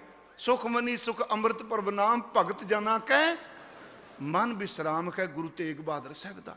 ਦੂਸਰਾ ਸ਼ਬਦ ਮੈਂ ਬੇਨਤੀ ਕਰਨਾ ਹੁੰਦਾ, 3 ਪੀੜ੍ਹੀਆਂ ਨੇ ਉਹਦੀ ਵਿਆਖਿਆ ਕੀਤੀ। 3 ਪੀੜ੍ਹੀਆਂ ਕਹਿ ਲਓ, ਕਥਾ ਨਹੀਂ ਸਾਡੀ ਤਰ੍ਹਾਂ ਨਹੀਂ ਅੱਧੇ ਘੰਟੇ ਦੀ ਕਥਾ ਕਰਤੀ। 3 ਪੀੜ੍ਹੀਆਂ ਇੱਕ ਗੁਰੂ ਤੇਗ ਬਹਾਦਰ ਸਾਹਿਬ ਨੇ ਵਿਆਖਿਆ ਕੀਤੀ। ਗੁਰੂ ਤੇਗ ਬਹਾਦਰ ਦੇ ਮਹਿਲ ਸਾਡੇ ਮਾਤਾ ਗੁਜਰੀ ਜੀ ਨੇ ਵਿਆਖਿਆ ਕੀਤੀ। ਗੁਰੂ ਗੋਬਿੰਦ ਸਿੰਘ ਜੀ ਗੁਰੂ ਤੇਗ ਬਹਾਦਰ ਜੀ ਦੇ ਬੇਟੇ ਨੇ ਵਿਆਖਿਆ ਕੀਤੀ। ਸੱਚ ਇਹ ਵੇ ਕਿ ਗੁਰੂ ਤੇਗ ਬਹਾਦਰ ਦੇ ਪੋਤਿਆਂ ਨੇ ਠੰਡੇ ਬੁਰਜ 'ਚ ਵਿਆਖਿਆ ਕੀਤੀ। ਕਥਾ ਨਹੀਂ ਮੈਂ ਕਹਿ ਰਿਹਾ ਦੂਜੀ ਤਰ੍ਹਾਂ, ਉਹ ਸ਼ਬਦ ਕਹੇ ਜੋ ਨਰ ਦੁੱਖ ਮੈਂ, ਇਹ ਸਿਰਫ ਗੁਰੂ ਤੇਗ ਬਹਾਦਰ ਹੈ। ਮੈਂ ਤਾਂ ਕਿਹਾ 3 ਪੀੜ੍ਹੀਆਂ। ਕਿਹੜਾ ਦੁੱਖ ਹੈ ਜਿਹੜਾ ਗੁਰੂ ਤੇਗ ਬਹਾਦਰ ਸਾਹਿਬ ਨੂੰ ਨਹੀਂ ਆਇਆ? ਕਿਹੜਾ ਦੁੱਖ ਹੈ ਜਿਹੜਾ ਮਾਤ ਗੁਜਰੀ ਜੀ ਨੂੰ ਨਹੀਂ ਆਇਆ? ਕਿਹੜਾ ਦੁੱਖ ਹੈ ਜਿਹੜਾ ਗੁਰੂ ਗੋਬਿੰਦ ਸਿੰਘ ਤੇ ਨਹੀਂ ਟੁੱਟਾ? ਕਿਹੜਾ ਦੁੱਖ ਹੈ ਜਿਹੜਾ ਗੁਰੂ ਗੋਬਿੰਦ ਸਿੰਘ ਦੇ ਲਾਲਾਂ ਨੂੰ ਦਿੱਤਾ? ਜੇ ਕਿਸੇ ਸ਼ਬਦ ਦੀ ਵਿਆਖਿਆ ਕੀਤੀ ਤੇ ਸਿਰਫ ਗੁਰੂ ਤੇਗ ਬਹਾਦਰ ਦੇ ਪਰਿਵਾਰ ਨੇ ਕੀਤੀ ਹੈ। ਦੁੱਖ ਨੂੰ ਦੁੱਖ ਨਾ ਮੰਨਣਾ। ਮੈਂ ਬੇਨਤੀ ਕਰਾਂਗਾ, ਗੁਰੂ ਤੇਗ ਬਹਾਦਰ ਸਾਹਿਬ ਕਹਿ ਦਿੱਤਾ ਸਭ ਕੁਝ ਦੇ ਦਿਓ। ਉਹ ਮਾਨ ਚ ਮੱਤੇ ਸਨ, ਇੱਥੇ ਮਾਨ ਹੈ ਹੀ ਨਹੀਂ। ਅਗਲੀ ਬੇਨਤੀ, ਮੱਖਣ ਸ਼ਾਹ ਮਨ ਚਾਹੁੰਦਾ ਹੈ ਕਿ ਆਖਰ ਇਹਨਾਂ ਨੇ ਬੇਅਦਬੀ ਕੀਤੀ, ਆਹ ਕੀਤਾ, ਜਦੋਂ ਨਹੀਂ ਬੋਲੇ ਵਾਪਸ ਕਰ ਲਈ, ਸਿੱਖ ਵੀ ਇਹਨਾਂ ਨੂੰ ਸਜ਼ਾ ਮਿਲਣੀ ਚਾਹੀਦੀ ਹੈ। ਮਹਾਰਾਜ ਅੱਗੋਂ ਕਹਿੰਦੇ ਆ ਮੱਖਣ ਸ਼ਾਹ ਤੁਸੀਂ ਇੱਥੇ ਪ੍ਰਸੰਨਤਾ ਲੈਣ ਆਏ ਗੁਰੂ ਦੀ, ਤੇ ਮਹਾਰਾਜ ਕਹਿੰਦੇ ਅਧਿਆਤਮਿਕ ਜੀਵਨ ਵਿੱਚ ਤਪ, ਇਸ਼ਨਾਨ ਤੇ ਦਾਨ ਨੂੰ ਬੜੀ ਵੱਡੀ ਮਹਾਨਤਾ ਦਿੱਤੀ। ਫਲਾਣਾ ਬੰਦਾ ਬੜਾ ਵੱਡਾ ਤਪੀ ਹੈ, ਬੜਾ ਦਾਨੀ ਹੈ, ਇਸ਼ਨਾਨੀ ਹੈ। ਮਹਾਰਾਜ ਕਹਿੰਦੇ ਆ ਤਾਕਤ ਹੋਣ ਦੇ ਬਾਵਜੂਦ ਕਿਸੇ ਨੂੰ ਖਿਮਾ ਕਰ ਦੇਣਾ ਏਦੂ ਵੱਡਾ ਤਪ ਕੋਈ ਨਹੀਂ। ਤਾਕਤ ਹੋਵੇ ਕਿਸੇ ਨੂੰ ਖਿਮਾ ਕਰ ਦੇਣਾ ਏਦੂ ਵੱਡਾ ਇਸ਼ਨਾਨ ਕੋਈ ਨਹੀਂ। ਤਾਕਤ ਹੋਵੇ ਤੇ ਕਿਸੇ ਨੂੰ ਮਾਫ ਕਰ ਦੇਣਾ ਏਦੂ ਵੱਡਾ ਦਾਨ ਕੋਈ ਨਹੀਂ। ਕਰਨੀ ਸ਼ਿਮਾ ਮਹਾ ਤਪ ਜਾਨ, ਸ਼ਿਮਾ ਕਰਤ ਹੀ ਦੈਬੋ ਦਾਨ। ਸ਼ਿਮਾ ਸਕਲ ਤੀਰਥ ਇਸ਼ਨਾਨ, ਸ਼ਿਮਾ ਸਮਾਨ ਆਨ ਗੁਣ ਨਾਹੇ। ਤਾਂ ਤੇ ਸ਼ਿਮਾ ਧਰੋ ਮਨ ਮਾਹੇ। ਹਉਮੈ ਚ ਨਹੀਂ। ਤੇ ਗੁਰੂ ਗ੍ਰੰਥ ਸਾਹਿਬ ਜੀ ਬਚਨ ਕਰਦੇ ਆ, ਜਹਾਂ ਖਿਮਾ ਤਾਂ ਆਪ ਜਿੱਥੇ ਖਿਮਾ ਹੁੰਦੀ ਉੱਥੇ ਰੱਬ ਵਰਤਦਾ ਹੁੰਦਾ ਹੈ। ਮਹਾਰਾਜ ਗੁਰੂ ਤੇਗ ਬਹਾਦਰ ਸਾਹਿਬ ਪਹਿਲੀ ਗੱਲ ਇਹ ਕਹਿੰਦੇ ਆ, ਮਨ ਦਾ ਮਾਨ ਤਿਆਗੋ ਭਲਿਓ। ਮਨ ਦਾ ਮਾਨ ਤਿਆਗਣ ਲਈ ਪਹਿਲਾਂ ਮੈਂ ਅਰਜ਼ ਕੀਤੀ ਆਤਮ ਸਮਰਪਣ। ਦੂਜੀ ਗੱਲ ਗੁਰੂ ਦੀ ਆਗਿਆ ਮੰਨਣੀ। ਤੀਸਰਾ ਕਿ ਸੱਚ ਇਹ ਵੇ ਨਿਮਰਤਾ ਵਿੱਚ ਜ਼ਿੰਦਗੀ ਜੀਣੀ। ਮੈਂ ਸਿਰਫ ਹਿੰਟ ਦੇ ਚੱਲਿਆ ਵਾਂ। ਆਤਮ ਸਮਰਪਣ, ਆਗਿਆ ਨੂੰ ਮੰਨਣਾ, ਨਿਮਰਤਾ ਵਿੱਚ ਰਹਿਣਾ। ਤੇ ਜਿੰਨਾ ਬੰਦਾ ਆਗਿਆ ਵਿੱਚ, ਨਿਮਰਤਾ ਵਿੱਚ ਤੇ ਅੰਦਰ ਨੂੰ ਸਮਰਪਣ ਕਰੇਗਾ ਨਾ, ਸੱਚ ਇਹ ਵੇ ਉਹਨਾਂ ਉਹਦੇ ਅੰਦਰ ਦਾ ਹੰਕਾਰ ਟੁੱਟੇਗਾ। ਮਹਾਰਾਜ ਗੁਰੂ ਤੇਗ ਬਹਾਦਰ ਸਾਹਿਬ ਉਹਨਾਂ ਦੇ ਬਚਨ ਆਪ ਜੀ ਨੇ ਸਰਵਣ ਕੀਤੇ, ਤੇ ਮੈਂ ਸਿਰਫ 3-4 ਸ਼ਲੋਕ ਕਹਿ ਕੇ ਸਮਾਪਤੀ ਕਰਾਂਗਾ। ਆਪ ਨੇ ਰੋਜ਼ ਸ਼ਲੋਕ ਪੜ੍ਹੇ ਹਨ। ਤੇ ਬੜੀ ਚੰਗੀ ਗੱਲ ਹੈ। ਮੈਂ ਤਾਂ ਕਹਿੰਦਾ ਭਾਈ ਸਾਹਿਬ ਦੇ ਸੰਗੀ ਜਿਹੜੇ ਨੇ ਸਾਰੇ, ਉਂਝ ਵੈਸੇ ਰੋਜ਼ ਜੇ ਪੜ੍ਹ ਲਓ ਨਾ, ਇਕੱਲੇ ਨਿਤਨੇਮ 'ਚ 10 ਮਿੰਟ ਹੀ ਲੱਗਦੇ ਆ। ਹਿੰਦੀ 'ਚ ਹੈਗੇ ਆ, ਭਾਸ਼ਾ ਤੇ ਹਿੰਦੀ ਹੈ ਨਾ, 10 ਮਿੰਟ 'ਚ। ਤੇ ਮੈਂ ਕਈ ਵਾਰੀ ਕਹਿੰਦਾ ਉਧਰੋਂ ਜਪਜੀ ਸਾਹਿਬ ਨਿਚੋੜ, ਜਪਜੀ ਸਾਹਿਬ ਦੀ ਵਿਆਖਿਆ ਸਾਰਾ ਗੁਰੂ ਗ੍ਰੰਥ ਸਾਹਿਬ, ਤੇ ਸਾਰੇ ਗੁਰੂ ਗ੍ਰੰਥ ਸਾਹਿਬ ਦਾ ਸਰਾਂ ਜਿਹੜਾ ਉਹ ਸ਼ਲੋਕ ਮਹੱਲਾ 9ਵਾਂ ਹੈ। ਇਹ ਸਮਝੋ ਵੀ ਤੱਤ ਹੈ। ਮਹਾਰਾਜ ਪਹਿਲੇ ਹੀ ਬਚਨ ਕਰਦੇ ਆ, ਤੁਸੀਂ ਰੋਜ਼ ਪੜ੍ਹਦੇ ਹੋ, ਗੁਣ ਗੋਬਿੰਦ ਗਾਇਓ ਨਹੀਂ ਜਨਮ ਆਕਾਰਤ ਕੀਨ। ਪਰ ਬੜੀ ਸਮੱਤ ਦਿੰਦੇ ਨੇ। ਹੁਣ ਜੋ ਅਸੀਂ ਸ਼ਬਦਾਂ ਦੀ ਕਥਾ ਕੀਤੀ, ਪਹਿਲਾਂ ਮਹਾਰਾਜ ਡਰਾਉਂਦੇ ਆ ਮੌਤ, ਹਰ ਸ਼ਬਦ ਦੇ ਅਖੀਰ ਵਿੱਚ ਕਹਿੰਦੇ ਆ ਤੂੰ ਅਜੇ ਵੀ ਸਮਝ ਜਾ। ਹੁਣ ਸ਼ਬਦ ਹੈ ਗੁਣ ਗੋ, ਸ਼ਲੋਕ ਗੁਣ ਗੋਬਿੰਦ ਰੋਜ਼ ਪੜ੍ਹਦੇ ਰਹੇ ਤੁਸੀਂ, ਗੋਬਿੰਦ ਦੇ ਗੁਣ ਤੂੰ ਨਹੀਂ ਗਾ ਰਿਹਾ, ਨਹੀਂ ਗਾਏ। ਜਨਮ ਆਕਾਰਤ ਕੀਨ, ਆਕਾਰਥ ਵਾਲੇ ਨੂੰ ਵੀ ਸੋਝੀ ਦੇ ਰਹੇ ਆ। ਕਹਿੰਦੇ ਜੇ ਅੱਜ ਤੱਕ ਨਹੀਂ ਗਾਏ ਤੇ ਪਿਛਲਾ ਆਕਾਰਥ ਕਲਾ ਗਿਆ, ਹੁਣ ਸਕਾਰਥ ਕਰ ਲੈ। ਮਹਾਰਾਜ ਸਕਾਰਥ ਕਿਵੇਂ? ਗੁਣ ਗੋਬਿੰਦ ਗਾਇਓ ਨਹੀਂ ਜਨਮ ਆਕਾਰਥ ਕੀਨ, ਕਹੋ ਨਾਨਕ ਭਜ ਹਰ ਮਨਾਓ ਮੇਰੇ ਮਨਾ। ਅੱਜ ਹੀ ਸ਼ੁਰੂ ਕਰ ਦੇ, ਸਕਾਰਥ ਹੋ ਜਾਊਗਾ। ਕਿੱਡੀ ਵੱਡੀ ਚੜ੍ਹਦੀ ਕਲਾ ਦੇ ਗਏ। ਪਹਿਲਾਂ ਆਕਾਰਤ ਦਾ ਜ਼ਿਕਰ ਕੀਤਾ, ਜਨਮ ਆਕਾਰਤ ਕੀਨ, ਕਹੋ ਨਾਨਕ ਭਜ ਹਰ ਮਨਾ, ਜੇ ਬਿਦ ਜਲ ਕੋ ਮੀਨ। ਦੇਖੋ ਤੁਸੀਂ ਸ਼ਲੋਕਾਂ ਵਿੱਚ ਮਿਲਾਂਗੇ, ਜਦੋਂ ਬੁਢੇਪੇ ਦੀ ਅਵਸਥਾ ਦਾ ਗੱਲ ਕਰਦੇ ਆ, ਬਿਰਧ ਭਇਓ ਸੂਝੈ ਨਹੀਂ, ਕਾਲ ਪਹੁੰਚਿਓ ਆਨ। ਹਾਂਜੀ, ਬਜ਼ੁਰਗ ਹੋ ਗਿਆ, ਕੁਝ ਨਹੀਂ ਸਮਝ ਪੈਂਦੀ ਪਿਓ। ਮਹਾਰਾਜ ਕਹਿੰਦੇ ਚੱਲ ਕੋਈ ਨਹੀਂ, ਜਿਹੜੇ 4 ਦਿਨ ਬੁਢੇਪੇ ਜੇ ਰਹੇ ਨੇ ਚੱਲਿਆ, ਇਹੀ ਕਮਾਲਾ ਤੇਰਾ ਪਾਰ ਉਤਾਰਾ ਹੋ ਜਾਏਗਾ। ਬਿਰਧ ਭਇਓ ਸੂਝੈ ਨਹੀਂ, ਕਾਲ ਪਹੁੰਚਿਓ ਆਨ, ਕਹੋ ਨਾਨਕ ਨਰ ਬਾਵਰੇ। ਹੋਣੀ ਸ਼ੁਰੂ ਕਰ ਲੈ, ਕਿਉਂਕਿ ਤੁਸੀਂ ਜਦੋਂ ਸ਼ਲੋਕ ਪੜੋਗੇ ਪ੍ਰਸ਼ਨੋਤਰੀ ਨੇ ਸਾਰੇ ਸ਼ਲੋਕ। ਪਹਿਲਾ ਪ੍ਰਸ਼ਨ, ਫਿਰ ਉਹਦਾ ਉੱਤਰ ਕਹਿ ਦਿੱਤਾ। ਬਿਰਧ ਭਇਓ ਸੂਝੈ ਨਹੀਂ, ਕਾਲ ਪਹੁੰਚਿਓ ਆਨ, ਕਹੋ ਨਾਨਕ ਨਰ ਬਾਵਰੇ, ਕਿਉਂ ਨਾ ਭਜੈ ਭਗਵਾਨ ਕੁਣੀ। ਸ਼ੁਰੂ ਕਰ ਲੈ। ਮਹਾਰਾਜ ਜੀ ਨੇ ਸ਼ਬਦ ਵਰਤੇ ਆ। ਜਦੋਂ ਤੁਸੀਂ ਪਾਠ ਕਰਦੇ ਹੋ 3-4 ਸ਼ਲੋਕ ਖਾਸ ਕਰਕੇ, ਉਂਝ ਤਾਂ ਸਾਰਿਆਂ ਦੀ ਚਲੋ ਆਪਾਂ ਵਿਆਖਿਆ ਕੀਤੀ ਜਦੋਂ ਲੋਕਡਾਊਨ ਸੀ। ਸੁਖ ਦੁੱਖ ਜੈ ਪਰਸੈ ਨਹੀਂ, ਲੋਭ ਮੋਹ ਅਭਿਮਾਨ। ਆਏ ਗੁਰੂ ਤੇਗ ਬਹਾਦਰ ਸਾਹਿਬ ਦਾ ਆਪਾ, ਜਿਹਨੂੰ ਦੁੱਖ ਵੀ ਤੇ ਸੁੱਖ ਕੁਝ ਪ੍ਰਭਾਵਿਤ ਨਹੀਂ ਕਰਦਾ। ਸੁਖ ਦੁੱਖ ਜੈ ਪਰਸੈ ਨਹੀਂ, ਲੋਭ ਮੋਹ ਅਭਿਮਾਨ, ਉਹ ਇਨਸਾਨ ਹੈ। ਮਹਾਰਾਜ ਕਹਿੰਦੇ ਨਹੀਂ, ਕਹੋ ਨਾਨਕ ਸੁਨ ਰੋਏ ਮਨਾ, ਸੋ ਮੂਰਤ वो भगवान की मूर्त है। वो भगवान की मूर्त है। सो मूर्त भगवान, उस्तत निंदया नाहे जे, कंचन लो समान, कहो नानक सुन रे मना, मुक्त ताहे तै जान। हरक सोग जाकै नहीं, बैरी मीत समान, कहो नानक सुन रे मना, मुक्त ताहे तै जान। 3 पढ़े ना आप इकट्ठे, फिर रिपीट करांगा। दुख सुख, हरक सोग, उस्तत निंदा ते मान अपमान, सो मूर्त भगवान, सो नर मुक्ता जान। ये आया ना 3 च। ते महाराज वो कौन? कहते जेड़ा इन्हां अवस्था चों निकल जाता है वो ही ज्ञानी हुंदा है। इस तो अगला श्लोक है, भय काहू को देत ने। केवल ज्ञान की गल करनी ज्ञानी नहीं, ज्ञानी भाई मती दास है। जेड़ा आरा सिर ते रखिया जा रहा है ते भय नहीं मानते। ते स्वाद भी ये कि सवेरे मैं फिर बेनती करांगा, आप श्लोक जरूर पढ़ियो। जे सारी बाणी पढ़नी ही पढ़नी, नेम च श्लोक जरूर पढ़ियो। कुछ नहीं करन जोगे। आ 2 दिन अपने नितनेम तो इलावा जपजी साहब 4 जरूर और कर लिया जे। 3 शहीदां दे नां, 1 गुरु तेग बहादुर साहब दा। क्योंकि महाराज ने आप उत्ते सीसगंज ते इन्ना टिका है, पुछो कुछ ना। थोड़ी जी बेनती करन दी देर है। ये साडी जी खेड अमीरां दे चोचले बन गए। जिथे खून डुलिया ठा दे दी शीशा मड़ दियो, सोना मड़ दियो। गुरमुखो, उस धरती नूं उस तरह रहन देंदे, उस खून की तसीर अज भी असर साडे ते करना सी। महाराज तो सारी जिंदगी कहती रहे माया का त्याग, माया का त्याग। उस थां ते इन्ना कमाल का वातावरण है, इन्ने कमाल का औरा है, बस फुरना ही बनाना है। ये फुरना बनाइए। सामने थले महाराज का थड़ा है, तुम मत्था टेकते हो ना, ये थड़ा सी जी, उत्ते बोर्ड का रुख सी, पुराना बोर्ड सी। ते सरदार बघेल सिंह की हिस्टरी च आउंदा है, जदों दिल्ली फतेह कीती उन्हें ढंडोरा दिता, कोई होवे जिन्हें वेख्या होवे गुरु तेग बहादुर शहीद होया। कहते एक बजुर्ग माई आई, उन्हें कहा मैं निक्की जी बच्ची सा, मेरा दादा माशकी सी, जिहड़ा खून डलिया सी उन्हें पानी नाल धोता सी, मैं अपनियां अखां नाल वेख्या है। इत्थे इत्थे शहीद होए ने। गुरमुखो कदी पिछे बैठ के ते उस ध्यान टिका के भी गुरु तेग बहादुर थड़े ते बैठे ने, नेत्र बंद करके जपजी साहिब दा पाठ करो।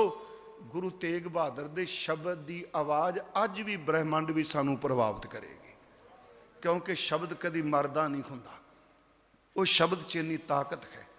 महाराज ने चार कह के क्या, भय काहू को देत ने न भय मानत आन। ये अकाल पुरख दे बेअंत गुणा चो दो गुण ने ज्ञानी दे, ये दो गुण ने, एक निरभौ ते एक निर्वैर।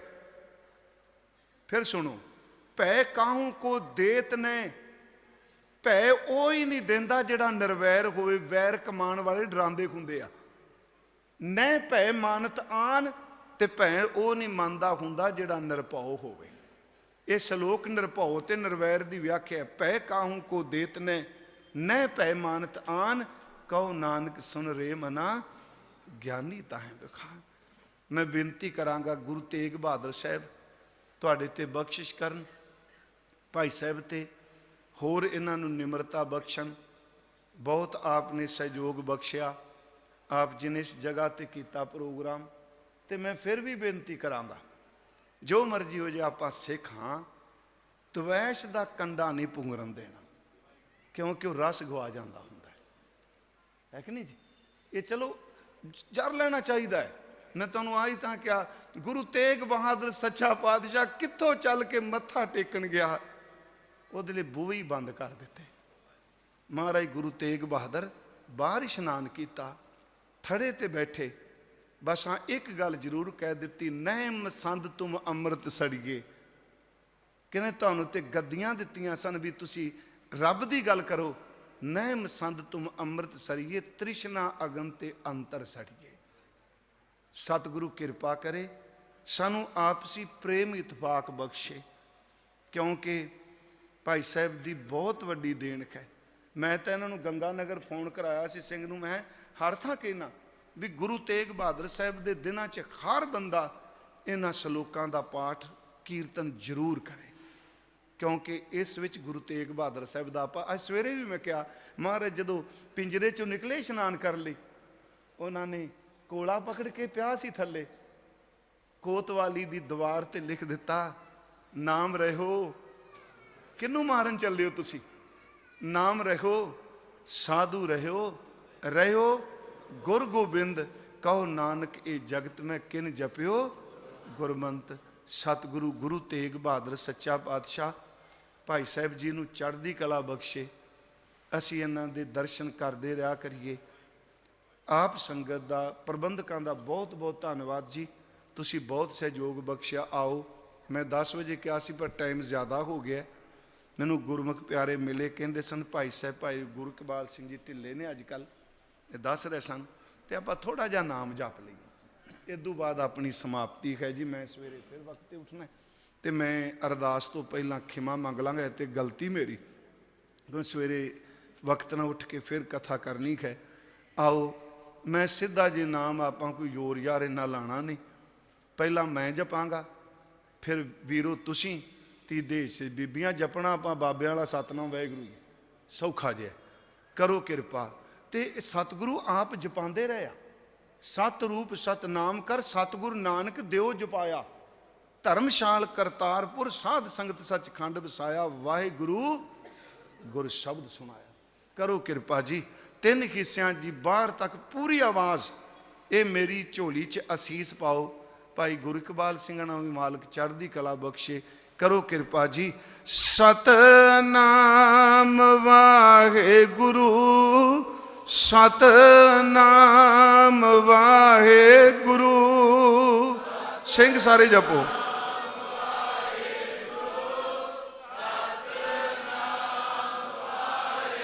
बीबियां भैनां वाह वाह,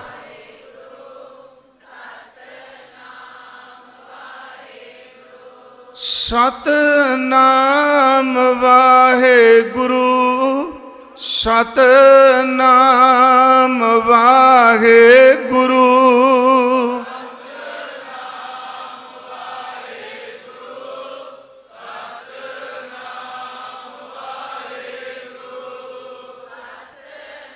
ਉੱਚੀ ਆਵਾਜ਼ 'ਚ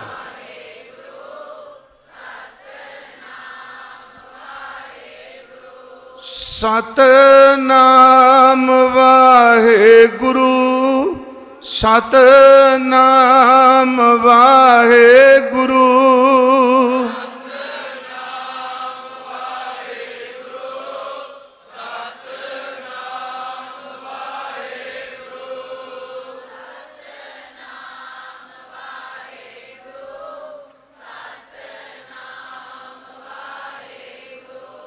ਸਤਨਾਮ ਵਾਹਿਗੁਰੂ ਸਤਨਾਮ ਵਾਹਿਗੁਰੂ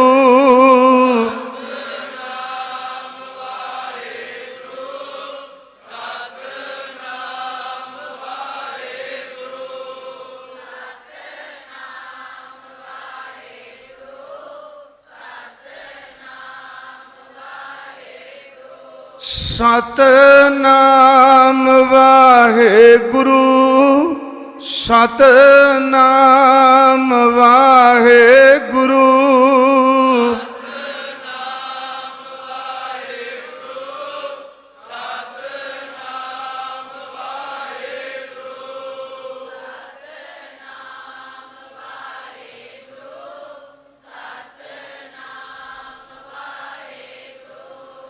ਵਾਹਿਗੁਰੂ ਵਾਹਿਗੁਰੂ ਵਾਹਿਗੁਰੂ ਵਾਹਿਗੁਰੂ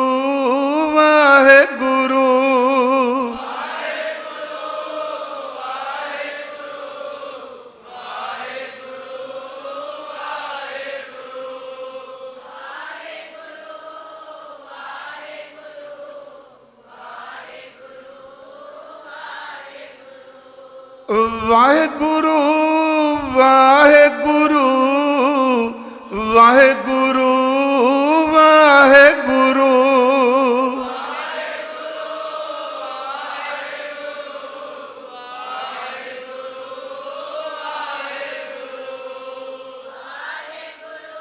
ਵਾਹ ਵਾਹ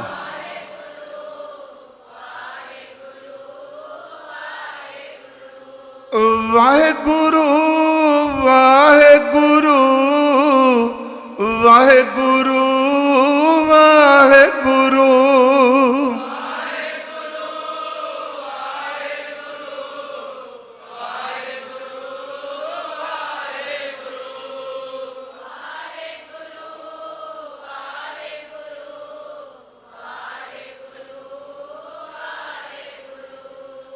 ਵਾਹਿਗੁਰੂ ਵਾਹਿਗੁਰੂ ਵਾਹਿਗੁਰੂ ਵਾਹਿਗੁਰੂ ਵਾਹਿਗੁਰੂ ਵਾਹਿਗੁਰੂ ਵਾਹਿਗੁਰੂ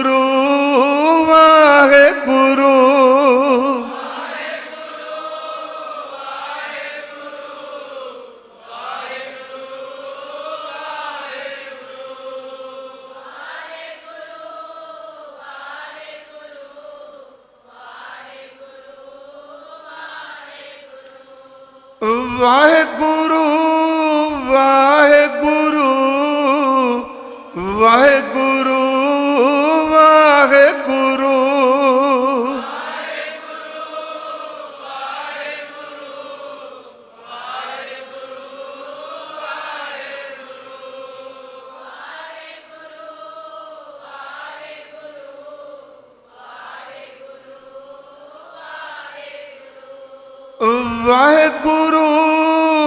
ਵਾਹਿਗੁਰੂ ਵਾਹਿਗੁਰੂ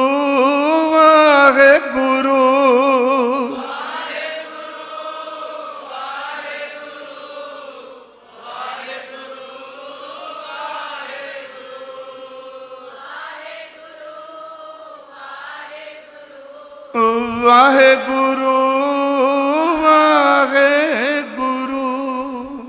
ਸਤਿਗੁਰੂ ਗੁਰੂ ਤੇਗ ਬਹਾਦਰ ਸੱਚੇ ਪਾਤਸ਼ਾਹ ਜੀ ਆਪ ਜੀ ਦੇ ਬੱਚੇ ਇੰਨੇ ਦਿਨਾਂ ਤੋਂ ਆਪ ਜੀ ਦੀਆਂ ਸਿਫਤਾਂ ਕਰ ਰਹੇ ਨੇ। ਸਤਿਗੁਰੂ ਸਾਡੇ ਹਿਰਦੇ ਵਿੱਚ ਵਸ ਜਾਓ। ਮਿਹਰ ਕਰੋ, ਸ਼ਬਦ ਦਾ ਪ੍ਰਕਾਸ਼ ਬਖਸ਼ ਦਿਓ। ਸਾਧ ਸੰਗਤ ਮੇਰੇ ਤੋਂ ਬੋਲਦਿਆਂ ਬੇਅੰਤ ਭੁੱਲਾਂ ਹੋਈਆਂ ਨੇ, ਆਪ ਕਿਰਪਾ ਕਰਕੇ ਬਖਸ਼ ਦੇਣਾ। ਫਿਰ ਮੈਂ ਭਾਈ ਸਾਹਿਬ ਜੀ ਦਾ, ਭਾਈ ਸੁਰਿੰਦਰ ਸਿੰਘ ਜੀ ਹੋਣੀ, ਇਹਨਾਂ ਦੇ ਸਮੁੱਚੇ ਸੰਗੀਆਂ ਦਾ ਔਰ ਇੱਥੋਂ ਦੀ ਸਮੁੱਚੀ ਪ੍ਰਬੰਧਕ ਕਮੇਟੀ ਦਾ ਧੰਨਵਾਦੀ ਹਾਂ।